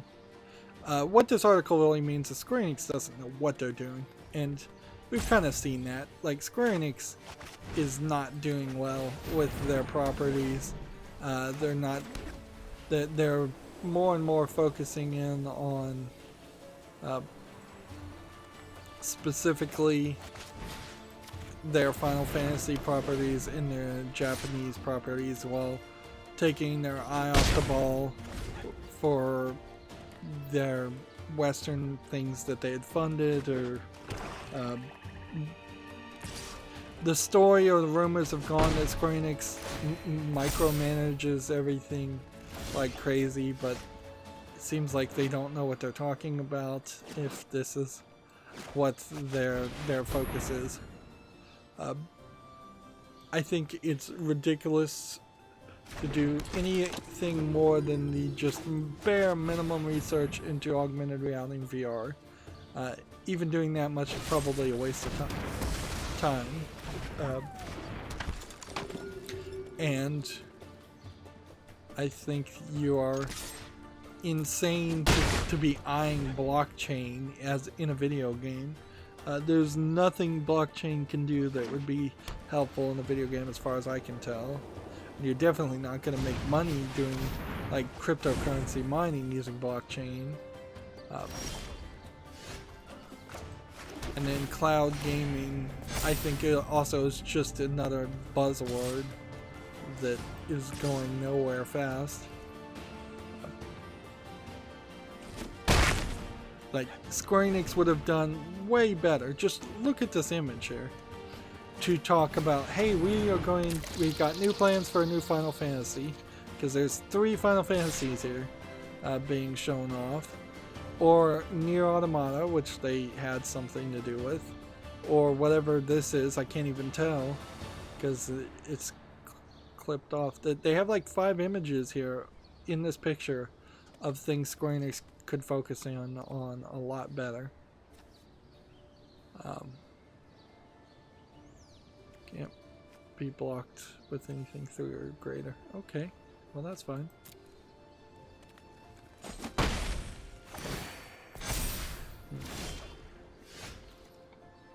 Alright, so we play this. Does this have death touch? Nope. So we can attack with this just fine. This can't block this can't block this. So it attacks. This can block this, but it will die if it does so. Meanwhile, this will give me 1 extra health. And the much better thing for Square Enix to do would be to just announce new games. Like, show some new games in development and have in your head and in your mind a list of, hey, we've got products that we're developing, and we're not just this dying company that it kind of has nothing new to show. Do this. Well, this could block that, but then it would die. I don't really have a reason to do that right now. TechRaptor has an article here. The Xbox Game Pass Frostpunk release is coming to PC and Xbox One. So Frostpunk is coming to the Windows PC Game Pass, plus a Sword Art Online game and Tekken 7. Okay. But this might be, I'd have to do some research and see if Frostpunk is on Steam already, or if this is the first of Frostpunk coming to PC.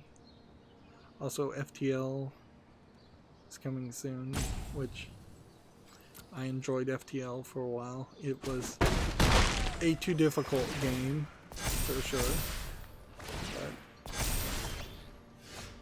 wasn't terrible.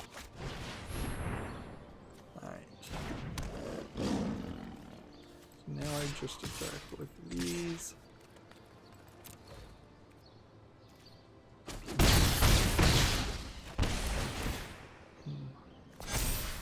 Gamatsu has an article here. The Surge 2 DLC Kraken launches January 16th.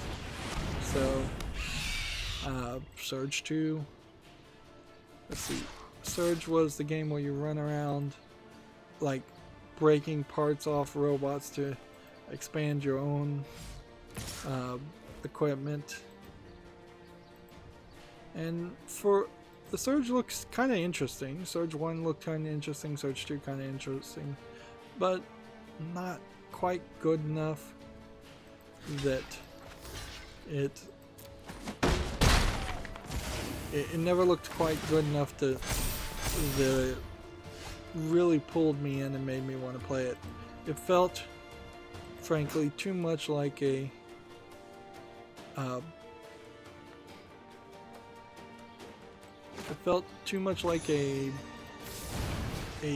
AAA or attempt at a AAA game when probably is closer to a AA game. Well, there you go, I won, so maybe I'm just playing the wrong deck. We'll just play this white deck and see how many victories we can get that way. Start getting me cards. I'll have to remember when the next expansion comes out in 7 days to just go into the collection and look at all the cards I have and see how many cards are really missing and how many cards did we really get for Throne of Eldraine, because it's probably the end of Throne of Eldraine as far as my interest in getting any of those cards. We'll probably still get some, but it's probably the end of me being interested in getting them. Although it seems like in the real world, paper Magic, people aren't super hot on at least the collector's boxes, which was a new product introduced with Throne of Eldraine. So, yeah, it seems like collector's boxes are either too expensive or just not something that people are interested in buying for this new expansion. At least that's what I saw, according to a YouTuber who seems to know a lot more about Magic than me. I'm still trying to be very hands-off as far as the understanding of paper Magic. Let's see. Well, play this. Play this. Play this.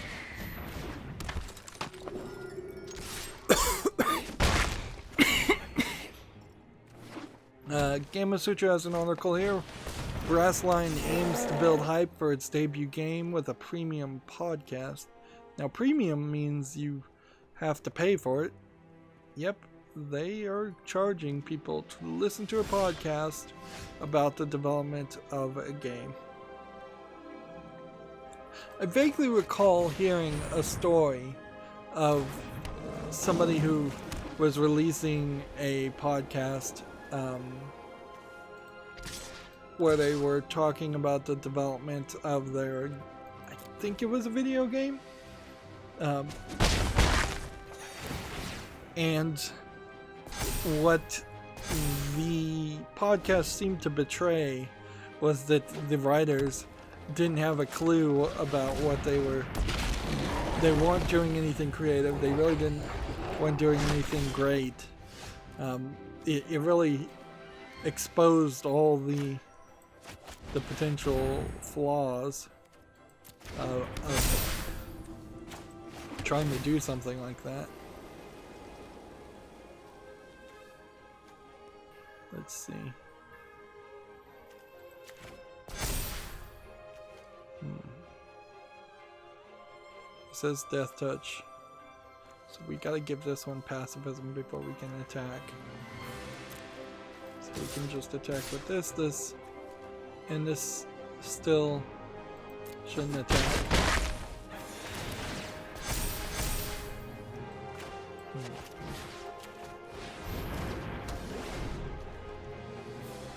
There we go, so that one's now under control. Which probably meant I could have attacked with this. Yeah, I could have. Nature will take back what rightfully belongs to it. So that sounds like a really dumb idea. We're fit enough to survive. Like, seems like you're promoting a podcast more than actually making a game. It makes me really suspect if this game would ever have a motivation to come out. It feels a lot like what the Yandere Simulator developer has done on his YouTube channel, where every month or so he puts out a video spinning a tale talking about how this is why the game isn't out yet, this is why what I worked on. He's constantly feature creeping or constantly adding more elements. Let's see, well, what do we want to do? I guess you attack that, then you attack that, then you attack that. And then you attack that.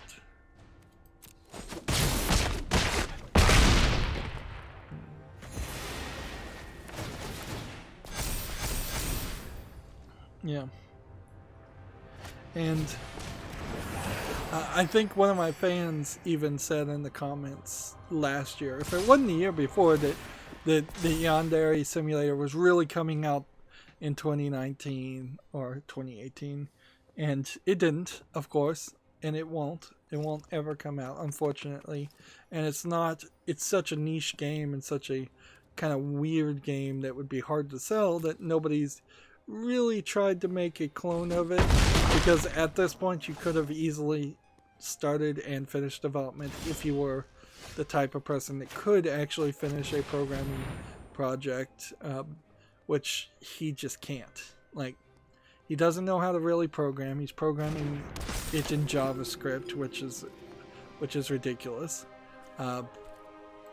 He doesn't know how to work with people because he was given the opportunity to work with people and failed miserably, and they finally just it was like, I think, Good Old Games that was working with him, or it was some big company, or at least a medium-sized company, that had offered to give him help and programmers and everything you would have ever needed to finish it if you could just work with people and not be a control freak. And he was a control freak. So, yeah.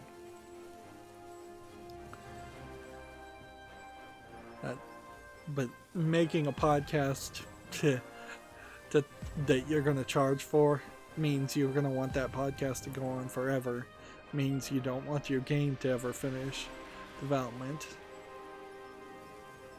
I've seen some other YouTubers do that also, where they've made YouTube channels that have succeeded and gotten big around a single concept that was going to always be limited.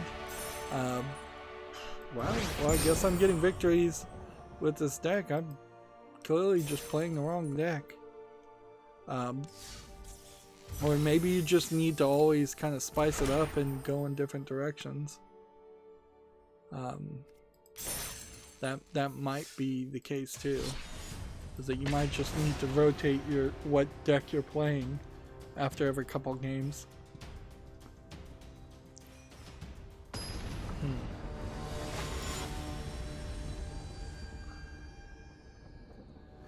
Moving on, TechRaptor has an article here. My Arcade Super Retro Champ is 2 16-bit consoles in one. So it seems like what this does is that you can plug in real Super NES or Master System Sega Genesis games into it and then play them with what looks like a pretty hideous controller. Although, yeah, it says Super NES, Super Famicom, Sega Genesis, and Sega Mega Drive controls.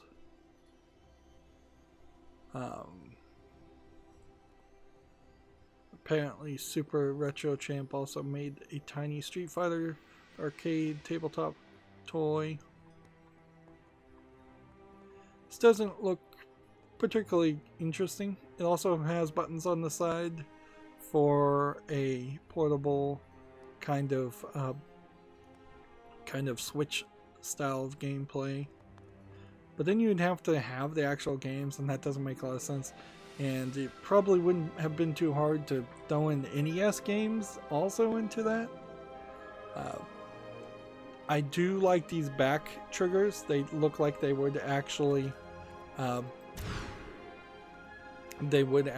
be better than some other back triggers I've seen in some other cases.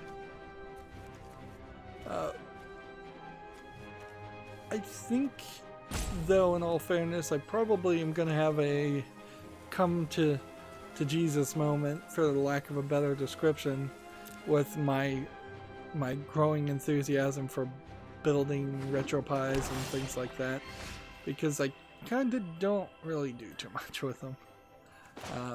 That project in particular, I've done nothing with at all. It's just it's just, I got the parts, I got the software somewhat set up. I need to do a lot more work on the software. When I finish all of it, I'm probably going to give it away.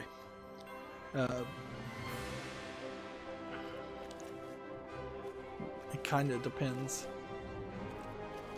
Depends if any of my nieces and nephews actually want it at a certain point, because I'm not sure that they're getting dangerously close to wanting Switches, and once they get a Switch, they're going to want whatever the Switch 2 is. Once they get a Switch 2, they're just going to want the Nintendo console for the rest of their youth.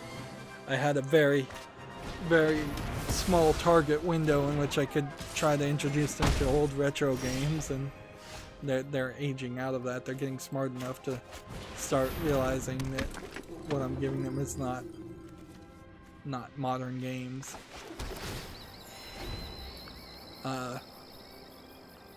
Moving on, Gamatsu has the Famitsu sales, which we saw some sales listings earlier on Monday, and they just weren't in this format as the Famitsu sales, and so that felt very weird.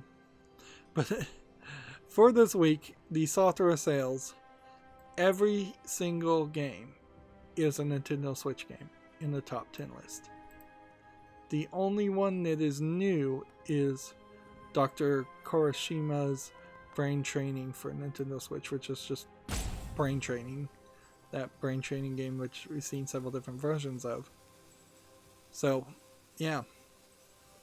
Japan has spoken, at least for this week.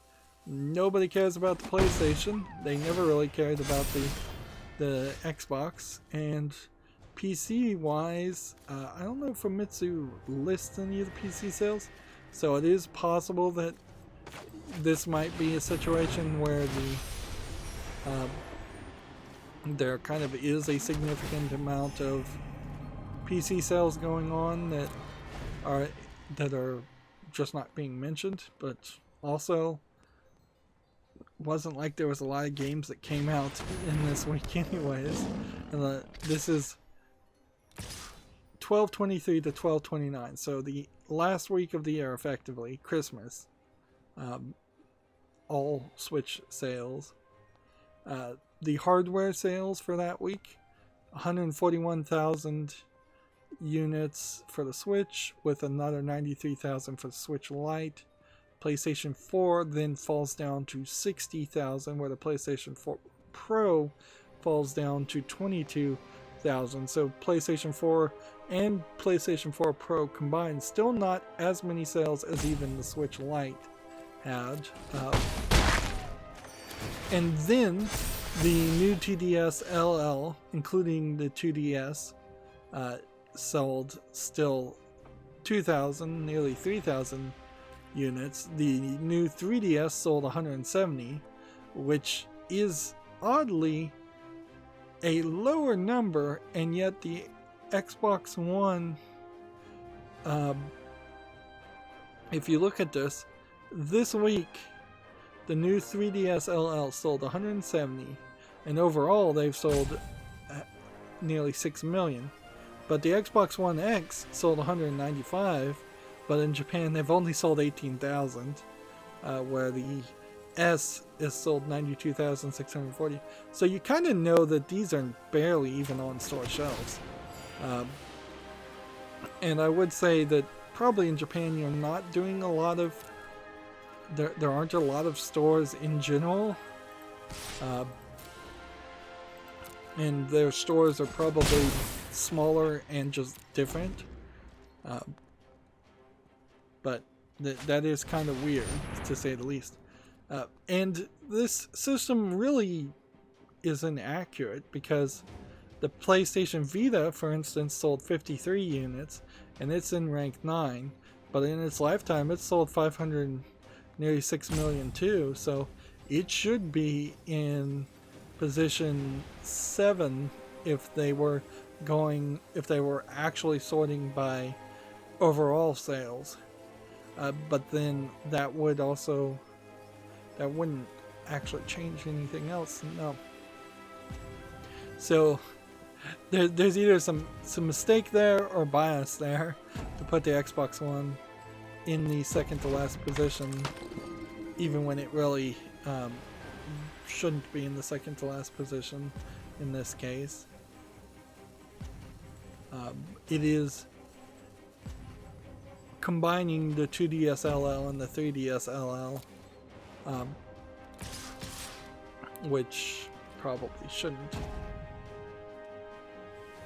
But yeah, PlayStation 4 sold nearly 100,000 units, and yet none of their games for the last year, for Christmas, were purchased. Now, again, important to remember that Christmas is more of a couple's holiday in Japan. It's more about eating your Kentucky Fried Chicken than it is about giving gifts or buying presents. So I also wouldn't be surprised if Christmas just does not really align well as far as buying video games for students and kids, because it might be right when they're taking exams or some point where a graduation gift wouldn't really make sense. I'm not really sure how their school schedule works enough to speculate on that. Well, I'm gonna lose here.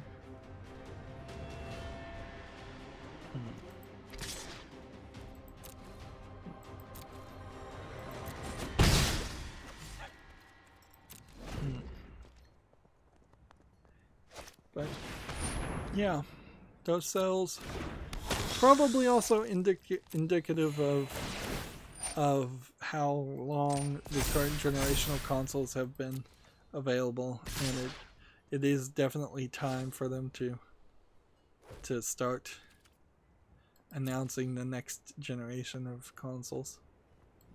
And I guess it would be a little funny if Nintendo decided to get into the fight and release a new Switch version that actually was trying to compete with the PlayStation 5 and the Xbox Series X in some way. Probably not in every way, but just even in some way would be surprising.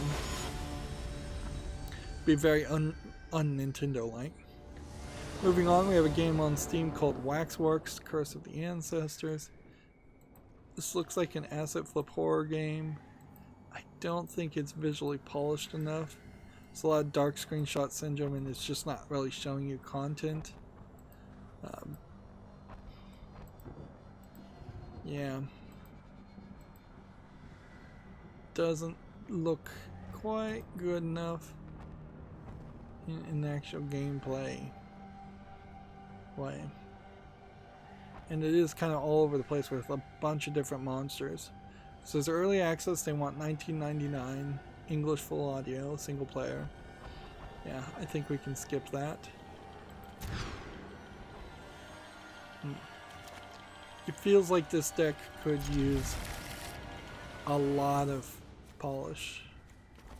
A lot of things switched up and moved around.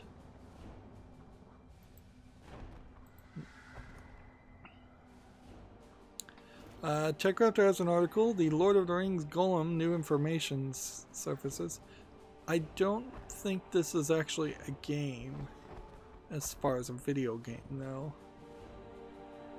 No, it is. It is a PC game being made by Daedalic Entertainment, which is going to be weird, certainly. Daedalic has been moving away from their weird German Deponia point-and-click adventure series, and similar games to that.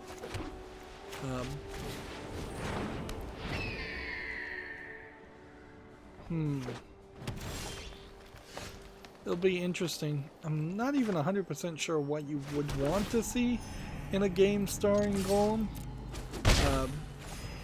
But it could be an interesting tale for sure. Of the Hobbit book series and the Lord of the Rings book series, a series focused around Golem would totally make sense as a third book to that series. But if you really were going to make it into a trilogy, you'd probably set the books either before or after the events in the timeline, not as a side story in the timeline.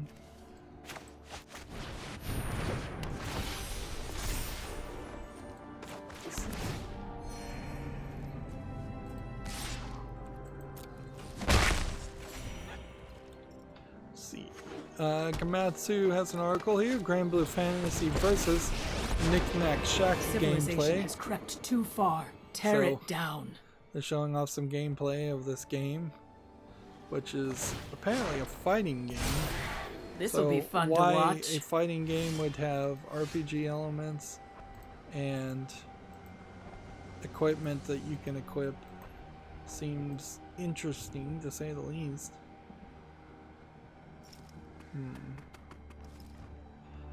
Unfortunately, this is one of those prime examples of them over promoting and over highlighting small insignificant bits of the game to try and hype it up way more than it deserves. Alright, I'm just gonna do that.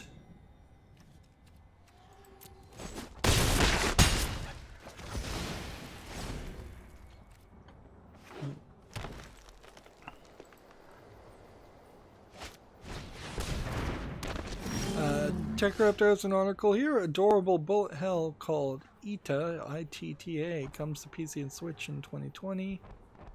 Looks like a bullet hell hack and slash game. Let's see, is there some more footage we can see that would actually... I do like the art style. It is kind of adorable. But then the question is that actually going to work? There was that game where you shot with a bow and arrow and you had to hit the enemies with one hit, or most enemies with one hit, and if you took one hit you died, and if they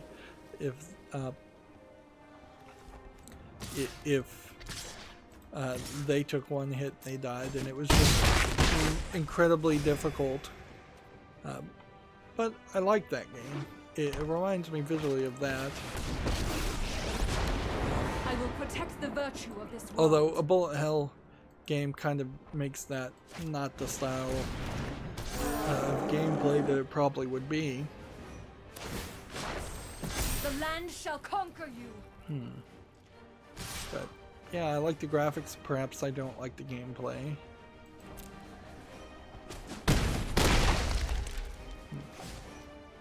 If I can get past all of these characters. Let's see.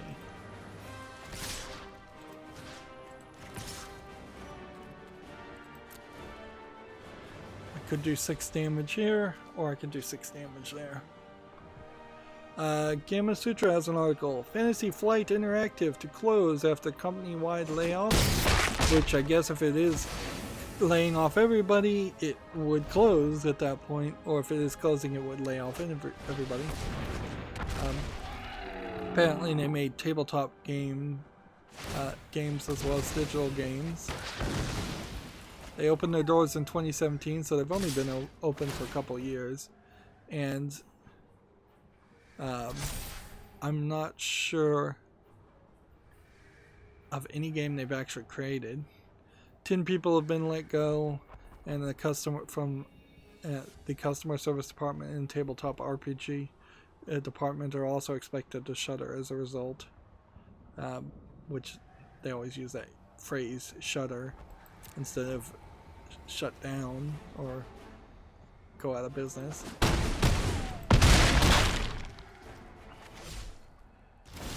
So yeah, that sounds like everybody's getting laid off, and that sucks, but it also seems like it probably wasn't too many people, and it doesn't seem like this company really made anything of big importance. They didn't even bother to list a game there that was available to play, so I don't really even have an inkling to want to go and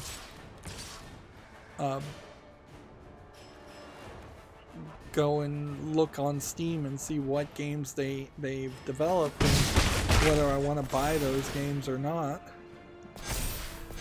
Which there's a decent chance I don't want to buy them even if they are going out of business.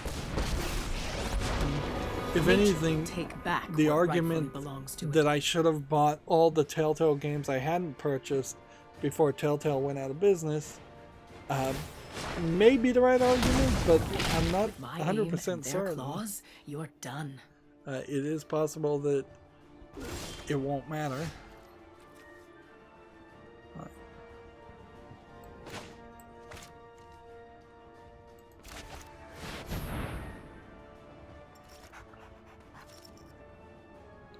So that's going to take 3 health out, right?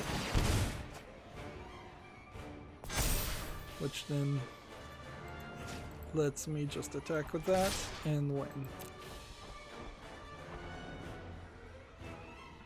Gamatsu has an article here. Yakuza Like a Dragon details the Shotenbori battle arena and dungeons. So they've got some screenshots, more of the Yakuza Like a Dragon series game, which I think Yakuza Like a Dragon is Yakuza 3, maybe. And that brings us to an interesting story here, of which I have a personal involvement with, so you'll have to take me as a bit of a biased source here, but I'll try to be as fair and balanced as possible here.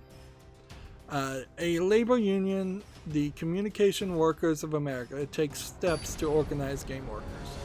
Now, my involvement here is that at one time in my past, working in a job that was not a video game, in the video game industry, I was a member of the Communication Workers of America, the CWA. Unions in general go up and down based on what state they are in. The small section of your union, your local part of that union, is going to affect a lot about how effective and useful a union is. If your local is in a pro-union state like California, New York, in Quebec, Canada, I would suspect is very pro-union. It's going to have a lot more protection, a lot more government laws protecting it and helping it, and it's going to have a lot of helpful things. Particularly, the main helpful thing is if you're in an at-will state where an employee can terminate you, in most cases at will at any time for no or any reasons, any reason excluding reasons that have been made illegal, such as you can't be terminated because of your race, your gender, your things like that. But otherwise, if you're in an at-will state, unions can't be too helpful. They can be a little bit helpful, but not super helpful. They are very weakened based on whether the local laws help them or make them. There is a huge amount of anti-union propaganda that gets spouted by people who don't know what they're talking about and have never dealt with a union. A lot of this being spouted by people who just are straight up idiots. I can't really say that. Say anything else that there's a lot of just I'm a Republican in the United States, and thus I hate unions, even though I am a poor person who would severely benefit from having a union in my personal job. A lot of people like that, and that gets into a politics thing that doesn't matter. I can say in my experience with the CWA is they kept me in a job where the job specifically was trying to fire everybody, and they would have probably tried to fire me as a male, because they were definitely focusing on getting rid of the men before they were going to fire all the women, just so that there wouldn't be as many fights when they finally did shutter the company, which they did finally shutter the company. That they totally, not the company, but the office that I was working out of. They did about 2 years after they finally succeeded in getting rid of me and driving me out of a job. They fired everyone else and drove everyone else out of the job. And they had been trying for at least 2.5 to 3 years before they got rid of me to get rid of everyone else. And they had managed to very steadily reduce the head count and just fire people or get people to quit in dozens per month. There was a lot of people when we started, 300 or 400 people in that office, and in the course of less than 5 years they managed to fire all of them. But the CWA, personally for me, called them out on their BS, backed me up when I was calling them out on their BS, when they were lying, when they were making up accusations, when they were trying to fire me for any ridiculous number of things. They attempted to fire me at one point for using the Family Medical Leave Act, just lying. They attempted to fire me at one point for complaining about the fact that they weren't following their own procedures during a tornado warning, not a watch. There was a tornado visibly heading toward the building, and they weren't following their own safety procedures, which was just, we were supposed to go in the basement, and they weren't willing to do that. So it was a real scumbag company. And if I told you the name of the company, you would know them by name and know that they're a real scumbag company. It's not too hard to guess that they are, if I was a member of the Communication Workers of America, it was a phone internet / company. And if you've ever had any trouble with a phone or internet company, you know exactly how bad they treat their employees is exactly as bad as they treat their customers. So take that for what it is. Like the CWA, my local, was not very good. They failed miserably to keep that office in business. They failed miserably to keep people employed past those 5 years or so. They did manage to somewhat get us paid fairly well. It was at least 20% higher than any other job in the area. I was paid extremely well. But then they failed miserably to give us reasonable work hours, and in fact the local, in particular the person in charge of the local, did not care one bit about forced overtime. So I was, me personally and every other person in the office were at times forced to work 60 to 80 to maybe even 100 hours of overtime. 100 hours in total, with no consistent schedules. They failed miserably to establish any consistent schedule. So you'd have 1 week you're off on Monday, the next week you're off on Friday.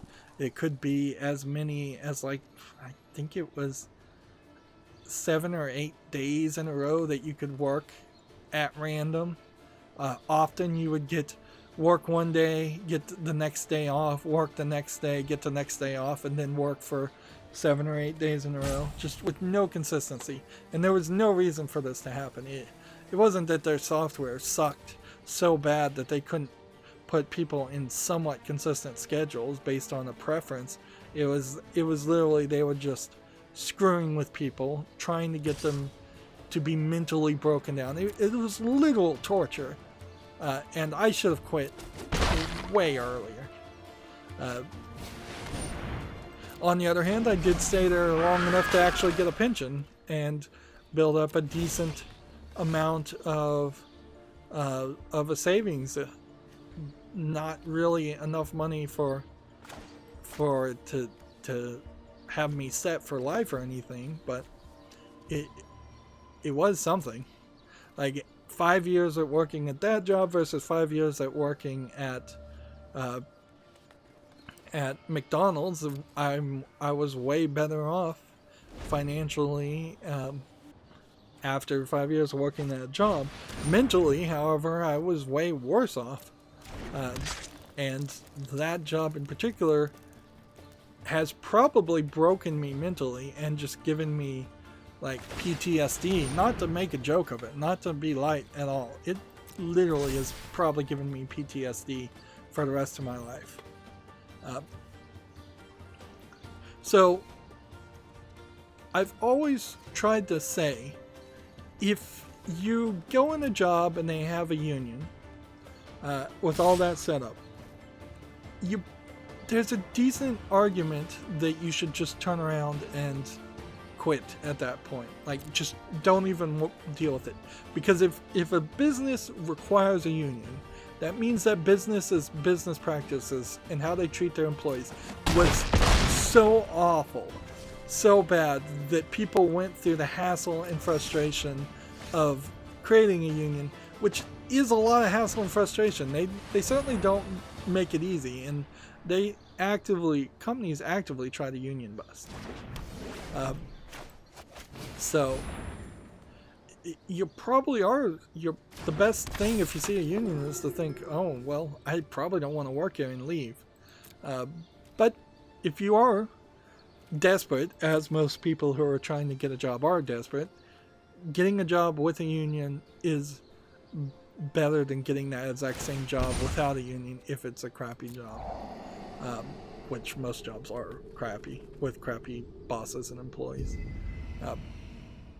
And in fairness, my experience was I had one boss that was perfectly fine, and then that boss quit, and I was given another boss who specifically made it his personal vendetta to get rid of me, and I think lots of other people too. I literally tried to have the conversation with him once where I said, look, this place is going to shut down whether you're in charge or not.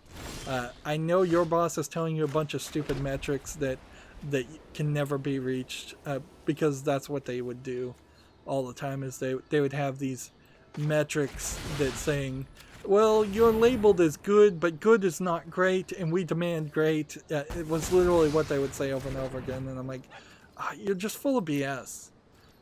And they were the ones grading themselves, so they could have given us greats or goods if they wanted to, and that's what it really boiled down to. Is my boss was unfairly rating me, and a lot of times just to try and fire me, and I'd just be like, well, nope, I'm gonna fight you on that.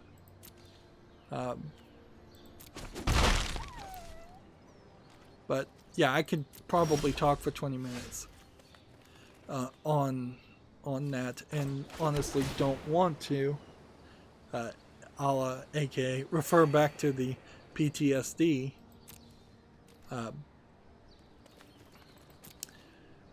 But in the video game industry, what have we seen as far as stories of the video game industry? We have seen horrible, horrible stories of people in charge sexually harassing, overworking the employees. And I imagine with the CDWA involved, if they actually did unionize video game developers, you would see very little little negotiated on reducing the work hours, but you probably would see them get paid more. And eventually that might balance out to the point where it's no longer worth the video game development company's time and money to pay somebody for working 60 hours a week when it would be better for them to hire more people, which is inherently what they need to do. Video game companies need to do is they need to have twice as many people on their schedule, on their as far as employees, instead of overworking people to the point where they're doing the work of 2 or 3 people. But I don't think the CWA would probably do much to that. They probably would, and I've said that they should have a job bank. I think is the phrase, where people get laid off from working with one video game company and then they go and get retrained at a job bank and they're still getting paid at this job bank, and then when another company needs to hire more employees, they are first to be hired for that other company.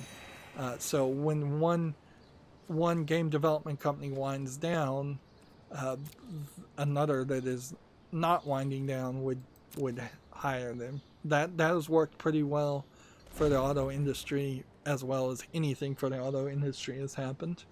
So if they did something like that, that could be helpful.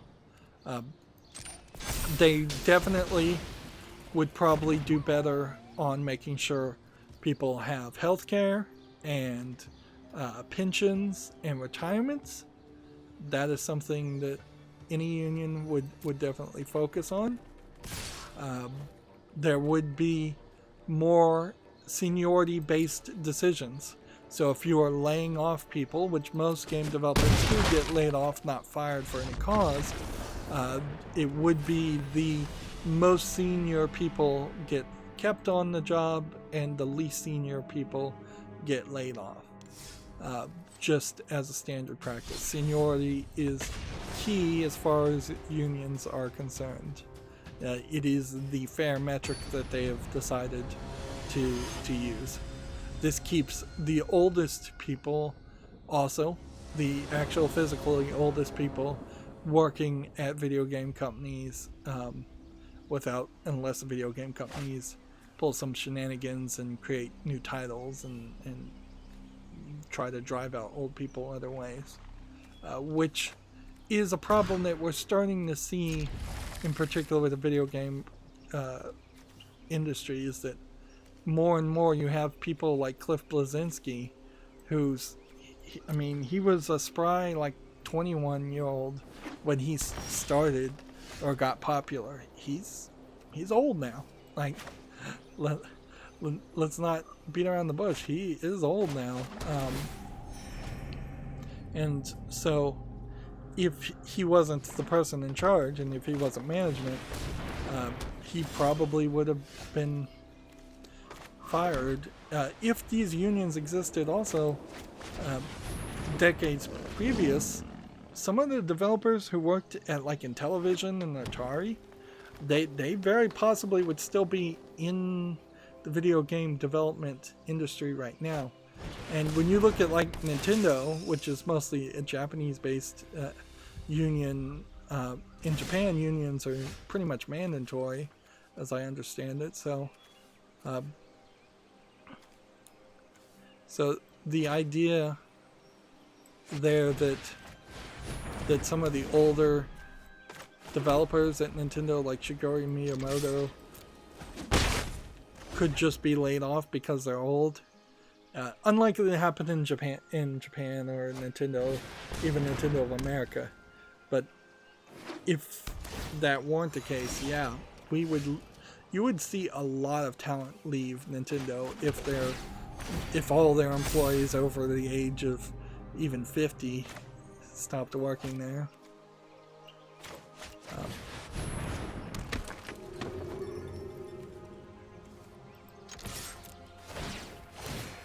So let's see.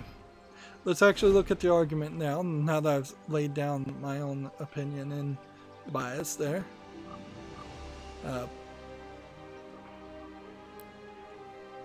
The thing here is, for the first time, when compared to like Code, the campaign to organize digital employees, which I haven't even heard of, or Game Workers Unite,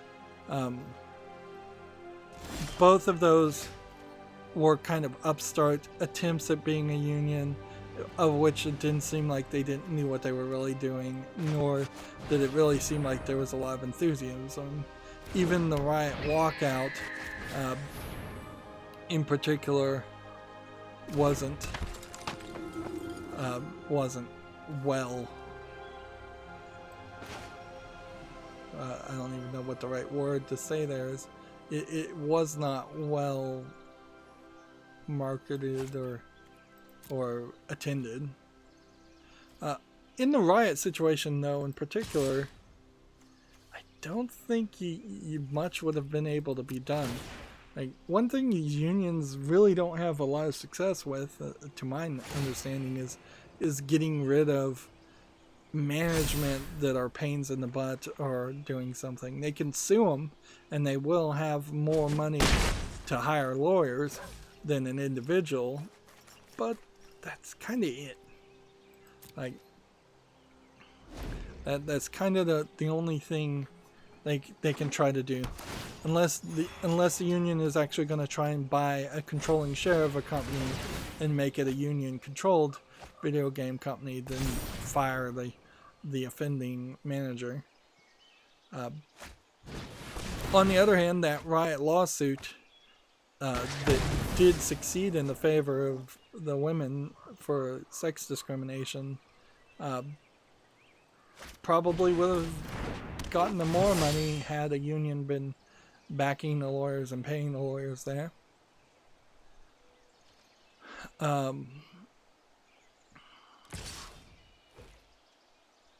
This seems to me, as this is phrased, as it's aligning Game Workers Unite with the Communication Workers of America, which doesn't immediately mean that there's like a merger of those two unions. And honestly, I wouldn't be surprised if the CWA needs more members. Unions generally always want more members, but sometimes they really need them.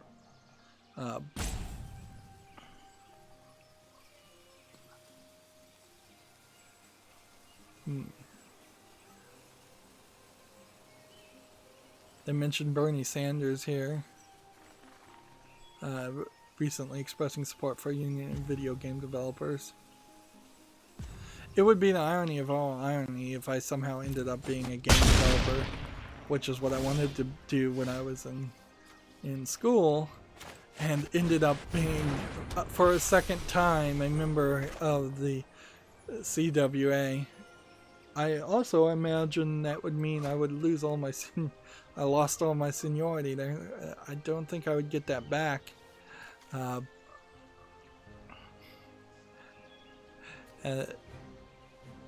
Yeah. And in the end, it is also worth mentioning that the CWA, while they were involved with the eventual point where I finally gave up the ghost and just let them fire me on some BS reason at my job, the CWA didn't really fight that hard either. As the appeals process went up the chain, fewer people who were interested or even knew me became involved on higher levels of the locals, like the chain of command, as far as the person in charge of the locals of that area. But yeah, it's not like I really wanted the job back. I spent at least 2 or 3 years not wanting to work at that job, for better or worse. And it wouldn't have done me any good had I gotten the job back. Like, literally, had I gotten the job back, I would have been fired less than 2 years later when everybody else was fired, because my presence in that office maybe would have stretched it a couple more months.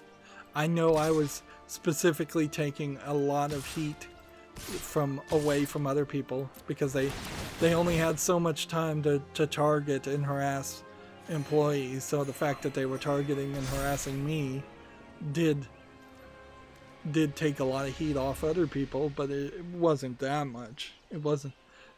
I could have maybe pushed it a month or two, and I probably did keep people working there for a month or two, anyways. But they really had made the decision. It literally boiled down to the management at that job did not like having to fly to this location. So the managers of the managers, the people in charge from New York or from California, wherever they were from, they didn't like having to fly. So they didn't want to fly to this location once a month or once a quarter. And so they just wanted to shut down the office because of that. It is that pathetic and that, like, just ridiculous.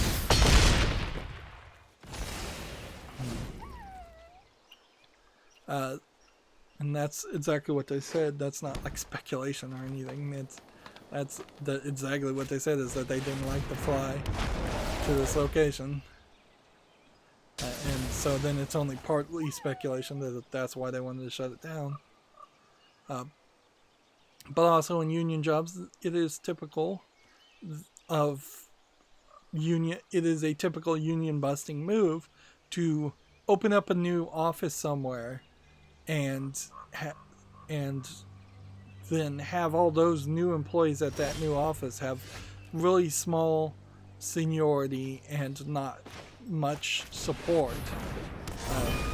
Because if you have everybody in one office and there's 1,000 people working out of one office, that's a strong union there. But if you have 100 offices with only 10 employees, well, then those 10 employees are going to have a real hard time striking just for that one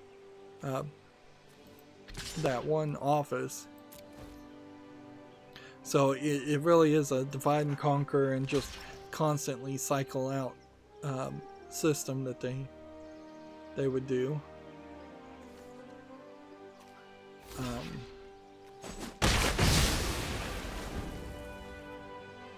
I should have waited a turn and I could have given everybody haste. Well, I can't right now, but all I need to do is 1 damage. I can figure out some way to do 1 damage. I'm sure. Moving on to the next story. Gamasutra has an article. Platinum Games will use the Tencent investment to, quote, explore self-publishing. I think we mentioned this before, that Tencent has decided to invest an undisclosed amount into Platinum Games. I hate that Tencent is getting more influence yet again by effectively buying and investing in the companies. I hate that this is just another example of China, the Chinese government through Tencent trying to buy influence. But on the other hand, I like the idea that Platinum Games might have money and that they might go into self-publishing, because let's be honest here, the Nintendo investment for Platinum Games only took them as far as making Bayonetta 2 and making Bayonetta 2 for the Nintendo consoles. It failed to really ever get Bayonetta 2 on PC. Nier Automata is on PC, but I don't think it ever got that patch that they promised. So yeah, I kind of like that they are moving in a direction that they can make yet another game it is very possible Platinum Games waste money and their games cost too much to develop, relatively speaking. And it just puts Platinum Games in company with Riot Games and Supercell and Epic Games and Activision Blizzard and Paradox Interactive. It'll be interesting when you think of a game like Bayonetta, though. If Platinum Games at some point bends the knee to China and is making a Bayonetta that isn't the Bayonetta we've seen and loved in the past, at that point that would be really, really ridiculous. I wanted to quickly mention that Plague Inc. Evolved is on the Switch. I liked that game, so I covered it quite a bit. So I'll just mention it. Playing that on the Switch makes some sense. Gamma Sutra has an article here. PlayStation VR sales of top 5 million units worldwide. I guess that's the VR headset itself. 5 million units for hardware is pretty low. 5 million units for software would be incredibly high. So, probably doesn't really mean a lot there. Now I have to do 5 damage. Gamma Sutra has an article here. The Sony reveals the PlayStation 5 logo, touts PlayStation 4 sales milestones. So, they've sold over 106 million of the PlayStation 4. And this is what the PlayStation 5 looks like.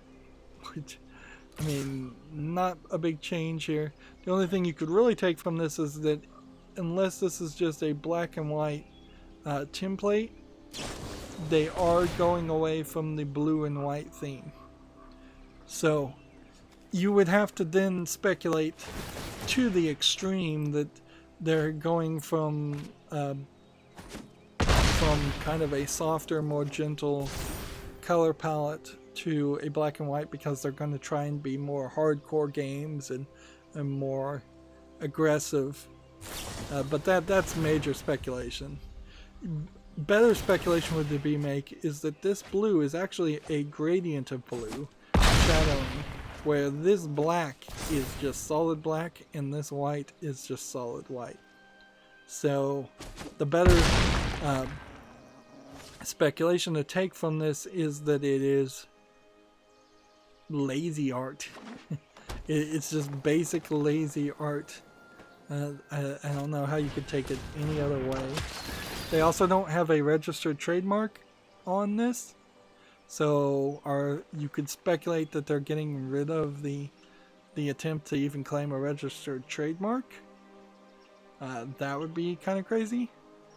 One assumes this means that for the next PlayStation 5 game cases, if they are going to be black and white on the top band to identify the discs as PlayStation 5 discs, that eliminates the Xbox Series X versions games from having a black and white band, which would make a lot more sense because their console is black and white, and Microsoft has always been a little bit black and white when they weren't doing their green and white theme. So yeah, but you would have to heavily speculate and have no real basis for your speculation to take anything from that logo. There's much better speculation you can do, certainly for the PlayStation 5, with it being with the Sony Interactive Entertainment now being completely run out of California. There's big changes ahead, in my opinion, as far as how things are done and what kind of games they're going to focus on. Moving on, we have a game from Gamatsu. Sir Eats a Lot for the Switch launches January 9th, which is a night that eats a bunch of food. Is this on any other console? Apparently not, unfortunately. It looks like a game that probably would be kind of interesting. Although it seems almost like there's no enemies or anything. It looks like it is a kid-focused almost adventure game. That's not what I was really expecting. I was expecting it to be more of a hack and slash type game, and it totally isn't. It's totally like a kid experiment. Almost like a Zack and Wiki style game that unfortunately Zack and Wiki never could work on anything other than the Wii, and so it never got a sequel or got anywhere further with its game series. We have a game on Steam here called Undead Zombies, which almost certainly is a low-effort asset flip game. Seems like you're playing as a skeleton, not a zombie. So, there's a problem with it immediately at that. They want 99 cents, English only. Yeah, this is an incredibly low-effort asset flip.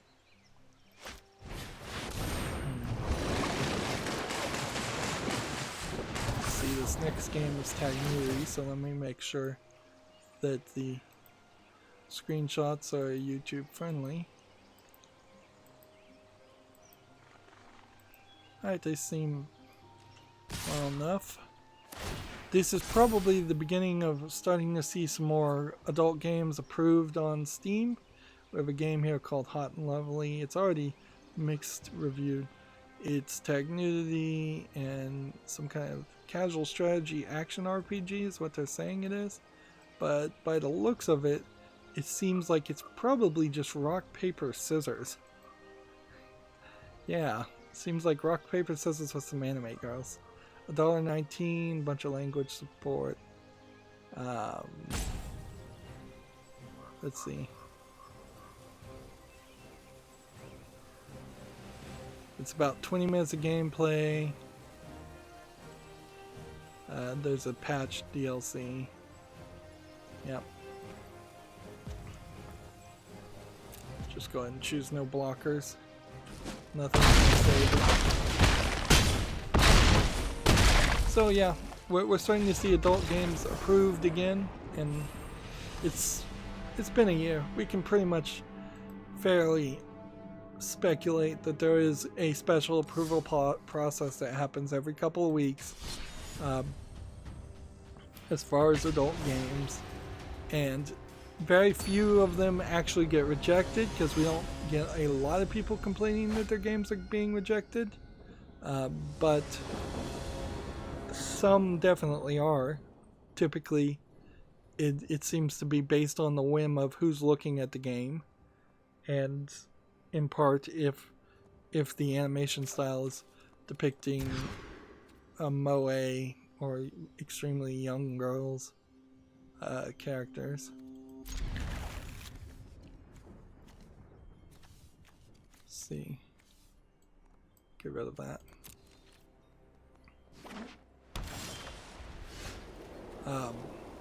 It's not super video game related, but in Canada an author wrote a story which in part described the sexual abuse of a child, and the I guess the courts have gone so extremely pro-censorship in Canada that even the text description of a fictional story, putting it in a bad light, is not good enough, so they're literally bringing up the person, I believe, on criminal charges for writing a story,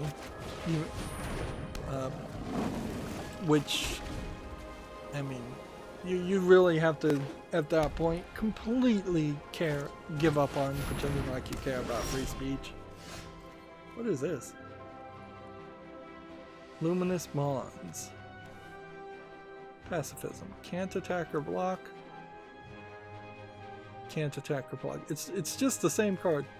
Except for this one costs 2. And this one costs 3.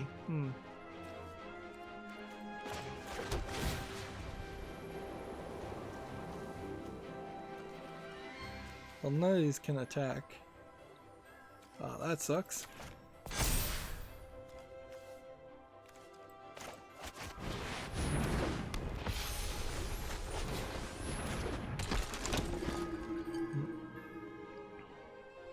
Should have played that better. I should have played this and then given that a +1/+1.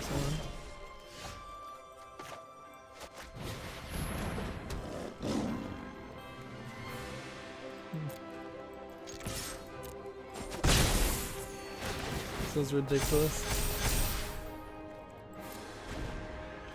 Next we have a game on Steam called Refuge, which I almost mispronounced as Refugee, but it looks like it's probably an asset flip hack and slash game. Fighting monsters. There's maybe just a little bit more polish on it, but the problem here is it doesn't look like you're doing anything. So why would I want to play this instead of something like Code Vein or Dark Souls or something along that line? This is $13.49. English, Spanish, Russian.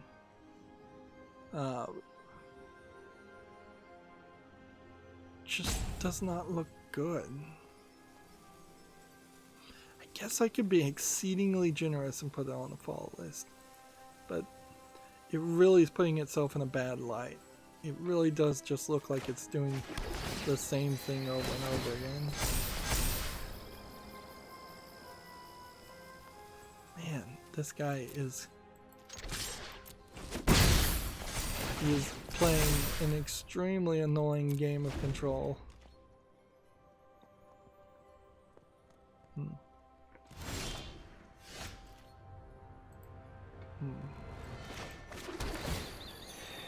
Meanwhile, I'm gaining health though, and I can still attack with one. And as soon as I can destroy one thing, I could probably win the game.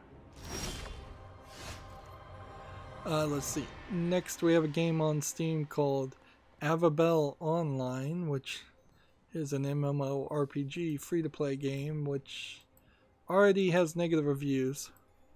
And I can kind of see why. It looks like it is probably some kind of PC port of a mobile game.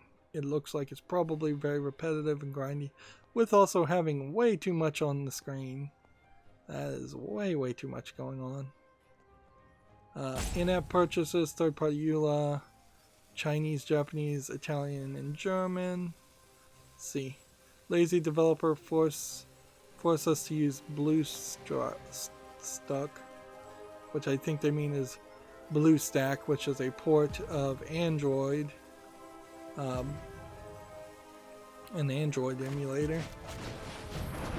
It would be the software I think I would use if I was going to play Destiny Child and try and stream it, because they don't have a PC version for that, and I don't think they probably need one. But yeah, so it is just a mobile game port, a lazy mobile game port at that, and people are not happy for that reason, and I imagine other reasons too. Having touchscreen buttons often does not coordinate well with having actual mouse, keyboard, or controller support. And controller support for an RPG would be exactly what you would want. Next we have a game on Steam called Interstellar Prime, which looks like it's an asset flip game of a space game, which then makes it particularly weird when you look at these screenshots and you have a guy in just a plaid shirt, or a lot of the guns not looking very space alien-like. Yeah, I guess those are kind of alien-looking guns, but then the cork board or the pegboard back there doesn't really make any sense. It's like a weird combination of let's get guys in plaid shirts and then put them in the future in space. Like, I could almost see a funny argument too that perhaps this is retro fashion to that they are wearing the plaid shirts because it has gone around in circles and it is fashionable to wear plaid shirts. But I could really only expect to see that on one character as a joke. I can't expect that in the entirety of the game. So this is an early access game that's on the follow list already. I don't know why I put it on the follow list. I'm going to take it off. It's $9.49 English for full audio.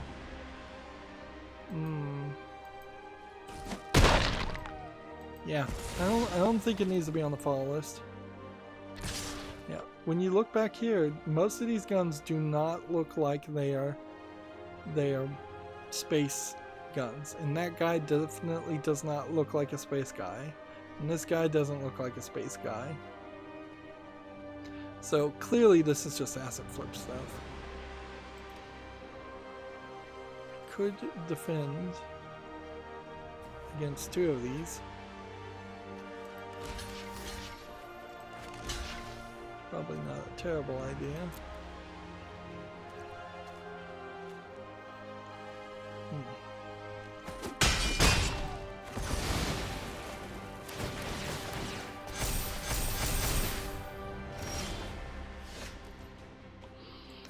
Alright, attempt number 4. This is the 4th of these guys on the field. And probably the 5th or 6th guy that he has managed to pacify in one way or another. Gametto has an article here. Anime Studios story coming to Switch on January 16th in Japan. Looks like another RPG, well, simulation game with pixel art would be, I guess, a better way of describing that. Definitely doesn't look interesting or unique, and if anything, it's probably selling a lie that anime studios are anything other than just total sweatshops, or the Japanese equivalent of a sweatshop, because that's pretty much what they are.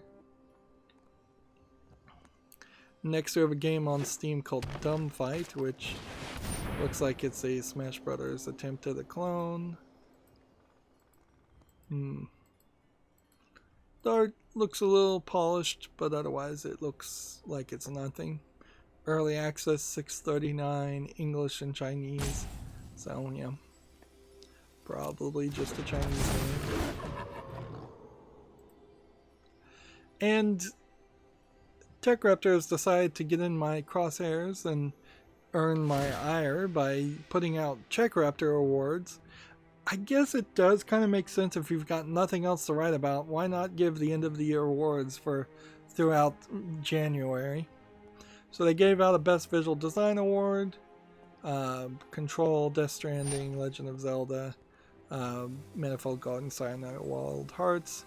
Reader's choice was Zelda, third place was Death Stranding, second place was Sayonara Wild Hearts, winner was Control.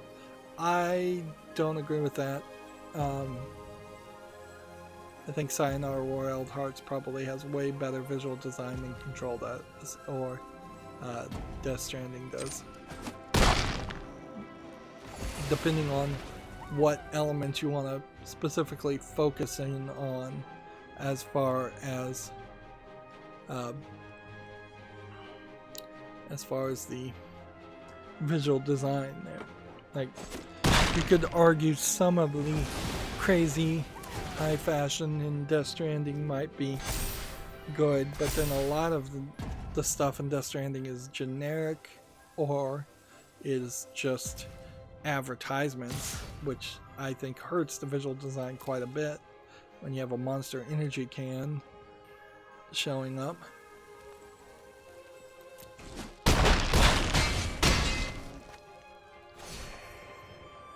Yep, I've totally lost here.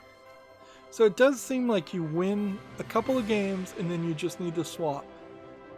Like, you just need to swap your deck, because then you're going to just lose a couple of games.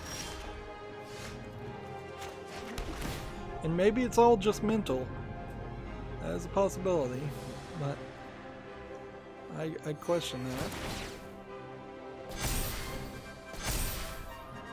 Next, we have a game on Steam called Legend of the Sword and Magic MMO. This is clearly a low-effort Chinese MMO. Early access, English not supported, free. Price is right, I guess. Chinese only. So we can go through that pretty quickly. And I think at this point, even though we've got games left over, and this is getting long to be a long list, I think what I'll do is probably curate some of the games I have left to talk about on Friday, and not talk about the games at all, and let's just talk about the news, so that we can wrap up today, because I can only really tolerate sitting in this chair for about 20 minutes. So, TechRaptor has an article here. Axion Games partners with Latin American publisher Axis of 5 for Rising Fire. Interesting, I suppose. This is a publishing partnership. So it's going to reach all 21 countries in Latin America through Axis of 5. I don't know how many sales you really get through selling in Latin America. Frankly, half of those countries have bigger problems than to deal with than trying to sell video games.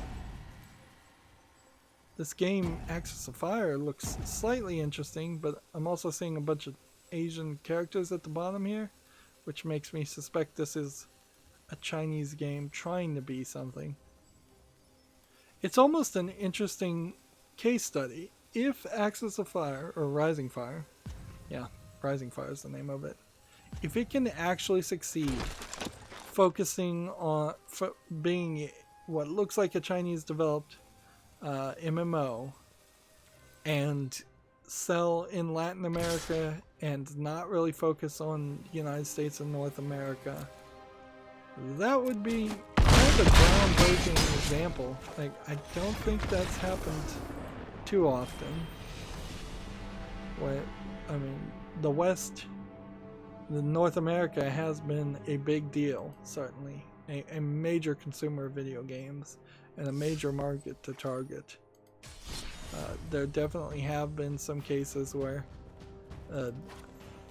North America isn't the main target and games have still succeeded, but not typically if they're going to be international games.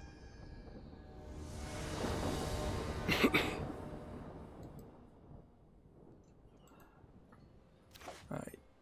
TechRaptor has the same article talking about this Alienware Switch-inspired PC. Don't think there's too much to say here. The thing about this is this almost certainly is a CES presentation that will never come to the light of day, and they'll never tell you the actual price on it. So it's kind of not like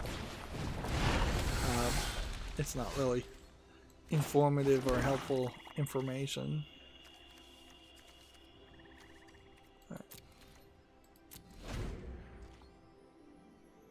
TechRaptor has the same article here. PS4 sales data shows continued growth, and PS5 logo is getting roasted.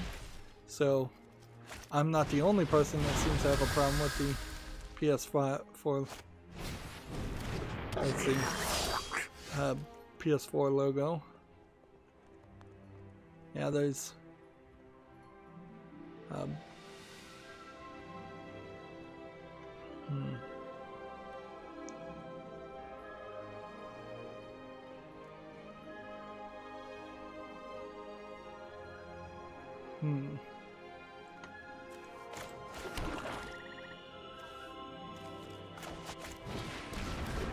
I wouldn't be particularly happy if I was the person who had assigned the job to make the PlayStation 4, the PlayStation 5 logo.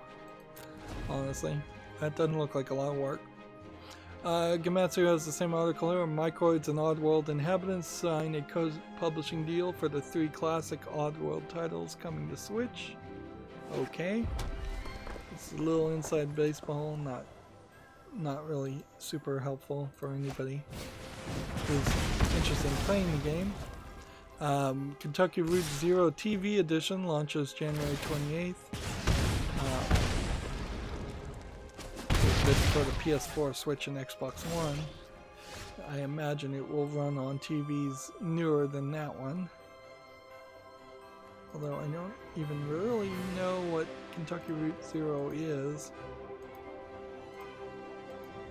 And looking at the trailer, not even really getting a great explanation of what it is. I've heard of it. A magical, realistic adventure game about a secret highway in the caverns between Kentucky. Okay, that doesn't even explain it very well. So you find some caves in Kentucky, you go to a magical land, it seems. That's the best I can figure.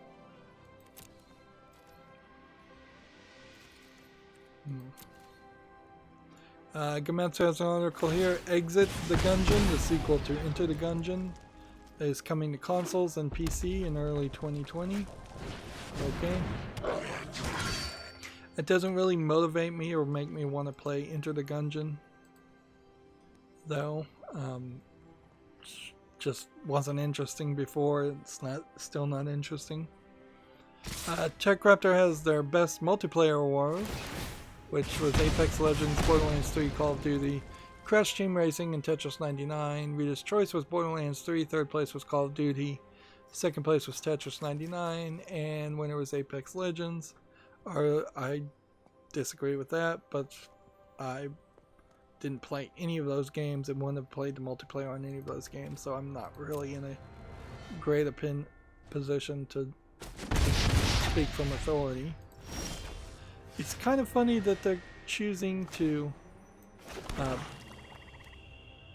bring out this bit of information right now when they could have definitely waited. As far as these articles, they didn't really need to put out 3 awards in the same day. And here's the third one, Best Writing Award. And the options were Plague Tale Innocence, Control, Disco Elysium, Life is Strange 2, Outer Worlds. I would guess the Outer Worlds should win. Reader's Choice agrees. Plague Tale Innocence made third. I think the writing's pretty good there. Second place went to Control. I don't think the writing's very particularly good in Control, because your experience, though, is very different based on whether or not you bothered to if you bother to read all of the bits of paper that are lying around in Control. If you don't read a lot of that, the writing is terrible in Control. That was mostly my experience. Double Strike allows you to defend. I guess it does. And not take damage. That's interesting.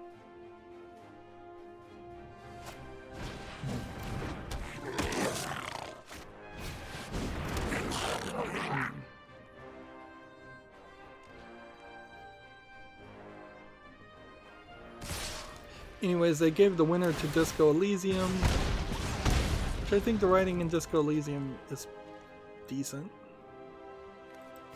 I wouldn't call it great.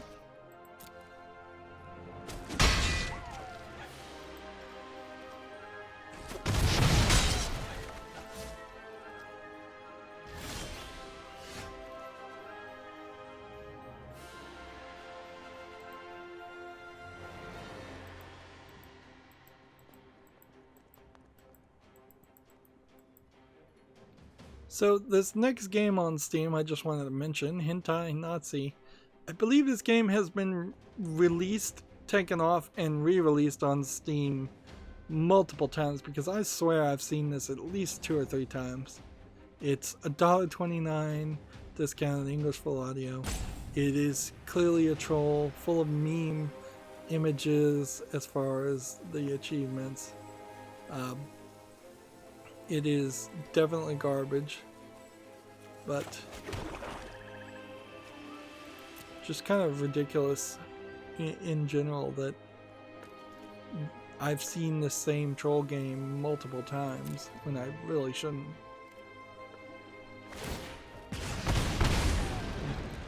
And that is definitely an example of something that I would prefer to have just curated it by the second time.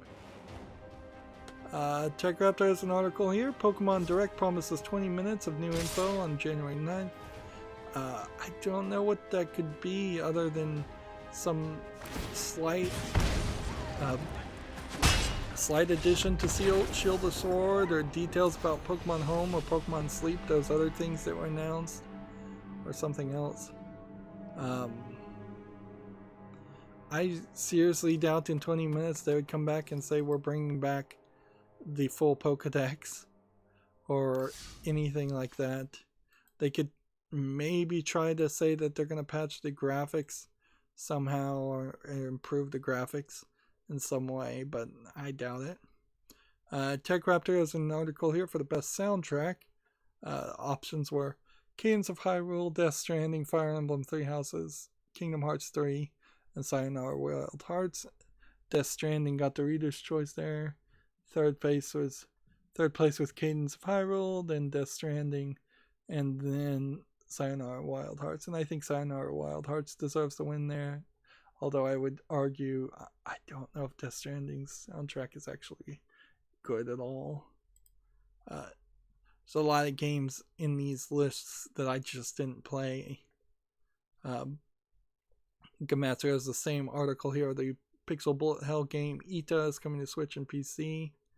This was the one I like the graphics of, but I'm not sure I really like the gameplay of. This is a shocking announcement. We have Disaster Report for Summer Memories launching April 7th in the West. Why this is shocking is because, to my understanding, at least in a very long time, a Disaster Report game has not come out of Japan. They are stories where an earthquake or something happens in Japan, stories of people surviving in the aftermath of those events. And the developers have been particularly specific about saying that this was a Japanese story of Japanese people surviving and acting in a different way than probably people in America would act, which somewhat true, somewhat not true. Like, I think you could argue some characters would act the same way, or you could easily translate some characters the same way. So as we're looking at this trailer, it's seems like a office lady surviving in this disaster.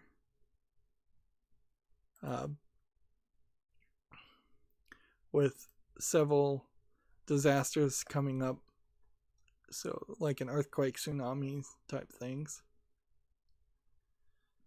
I've wanted the Disaster Report series to come to the West for a long time. It kind of sucks that for subtitle Summer Memories is the first one for a while to come out, but I hope it succeeds better than the publisher is hoping, so that they would come back and think about doing remakes or re-releases of the older series. Each game probably stands alone particularly well, so it isn't a big deal. But yeah, that is certainly a welcome announcement. Good news, very rare in the video game world. So nice to hear it's coming out. TechRaptor has an article here for CryTivo is donating the Universe Sim profits to Australia for 2 months, I assume because of the fires. But I've never heard of this company nor of this game, Universe Sim. So this really is just a promotion to effectively have their game on sale, and 100% of the money will be donated to Australia. Not sure which Australian charity would be receiving that, but because they would be donating to a charity, they would also be getting write-offs for that donation for their own company. So I still fully disagree with these kind of shenanigans, because they are not realistic, smart ways for individuals to donate into to donate into a charitable cause. Darksiders Genesis has decided to put out a tabletop game called The Forbidden Land. Here's an image of it. It's probably not something you'd want to buy. It's an interesting way to try and promote a game that's already out, but probably not a super successful way to promote a game that's already out.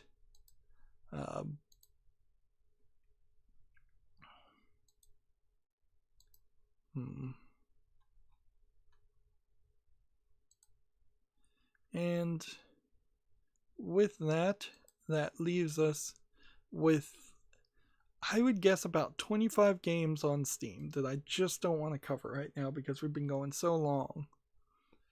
And that then brings us to the Humble Bundle store, which in about an hour a bundle ends. So I wouldn't be surprised if a new bundle begins in the next couple days or on Monday. But otherwise there's nothing to talk about.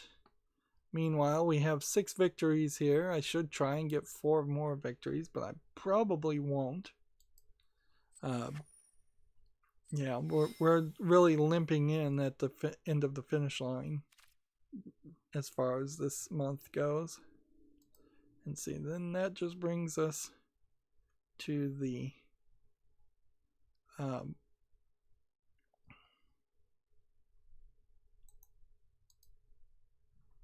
let's see, that brings me back to my Twitter feed. Apparently the Gifts of Mayhem shift keys are going to expire Friday, so search those out on Twitter if you want those.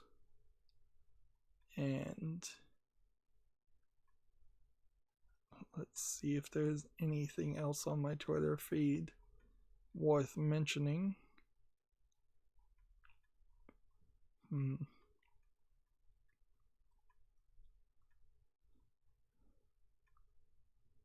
see. They were giving away Throne of Eldraine pack codes. One of the streamers was, if you watched them on Twitch.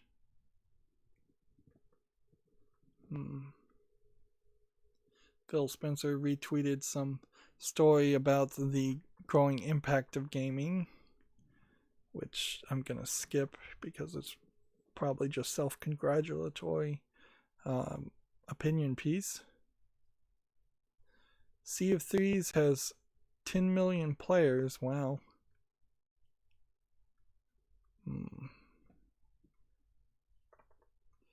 The Nintendo Switch version of Devil May Cry 3 will have, quote, something special, something extra. Let's see. Some more garbage VR games came out.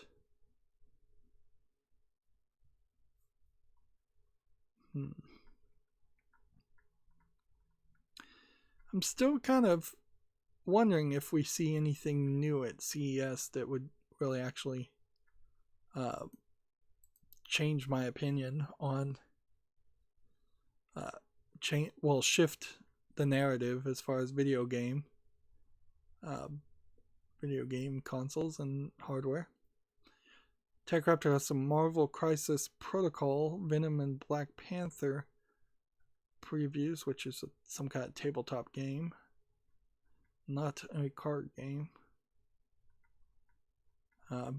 which is Twitter reveals what games dominated the online chatter in 2019. That'll be interesting to see what people are talking about. That would be very, very helpful information instead of mainstream video game journalists setting the narrative.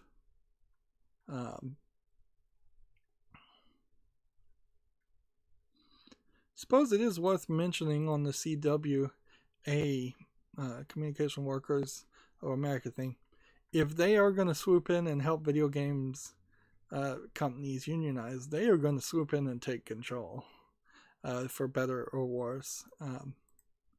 And that probably means that CWA members from other industries will be making a lot of decisions and have higher seniority and control over the video game developers. And I doubt, and it's just a personal opinion, I could be totally wrong about this, I doubt the CWA is going to push any kind of SJW agenda. I seriously doubt you will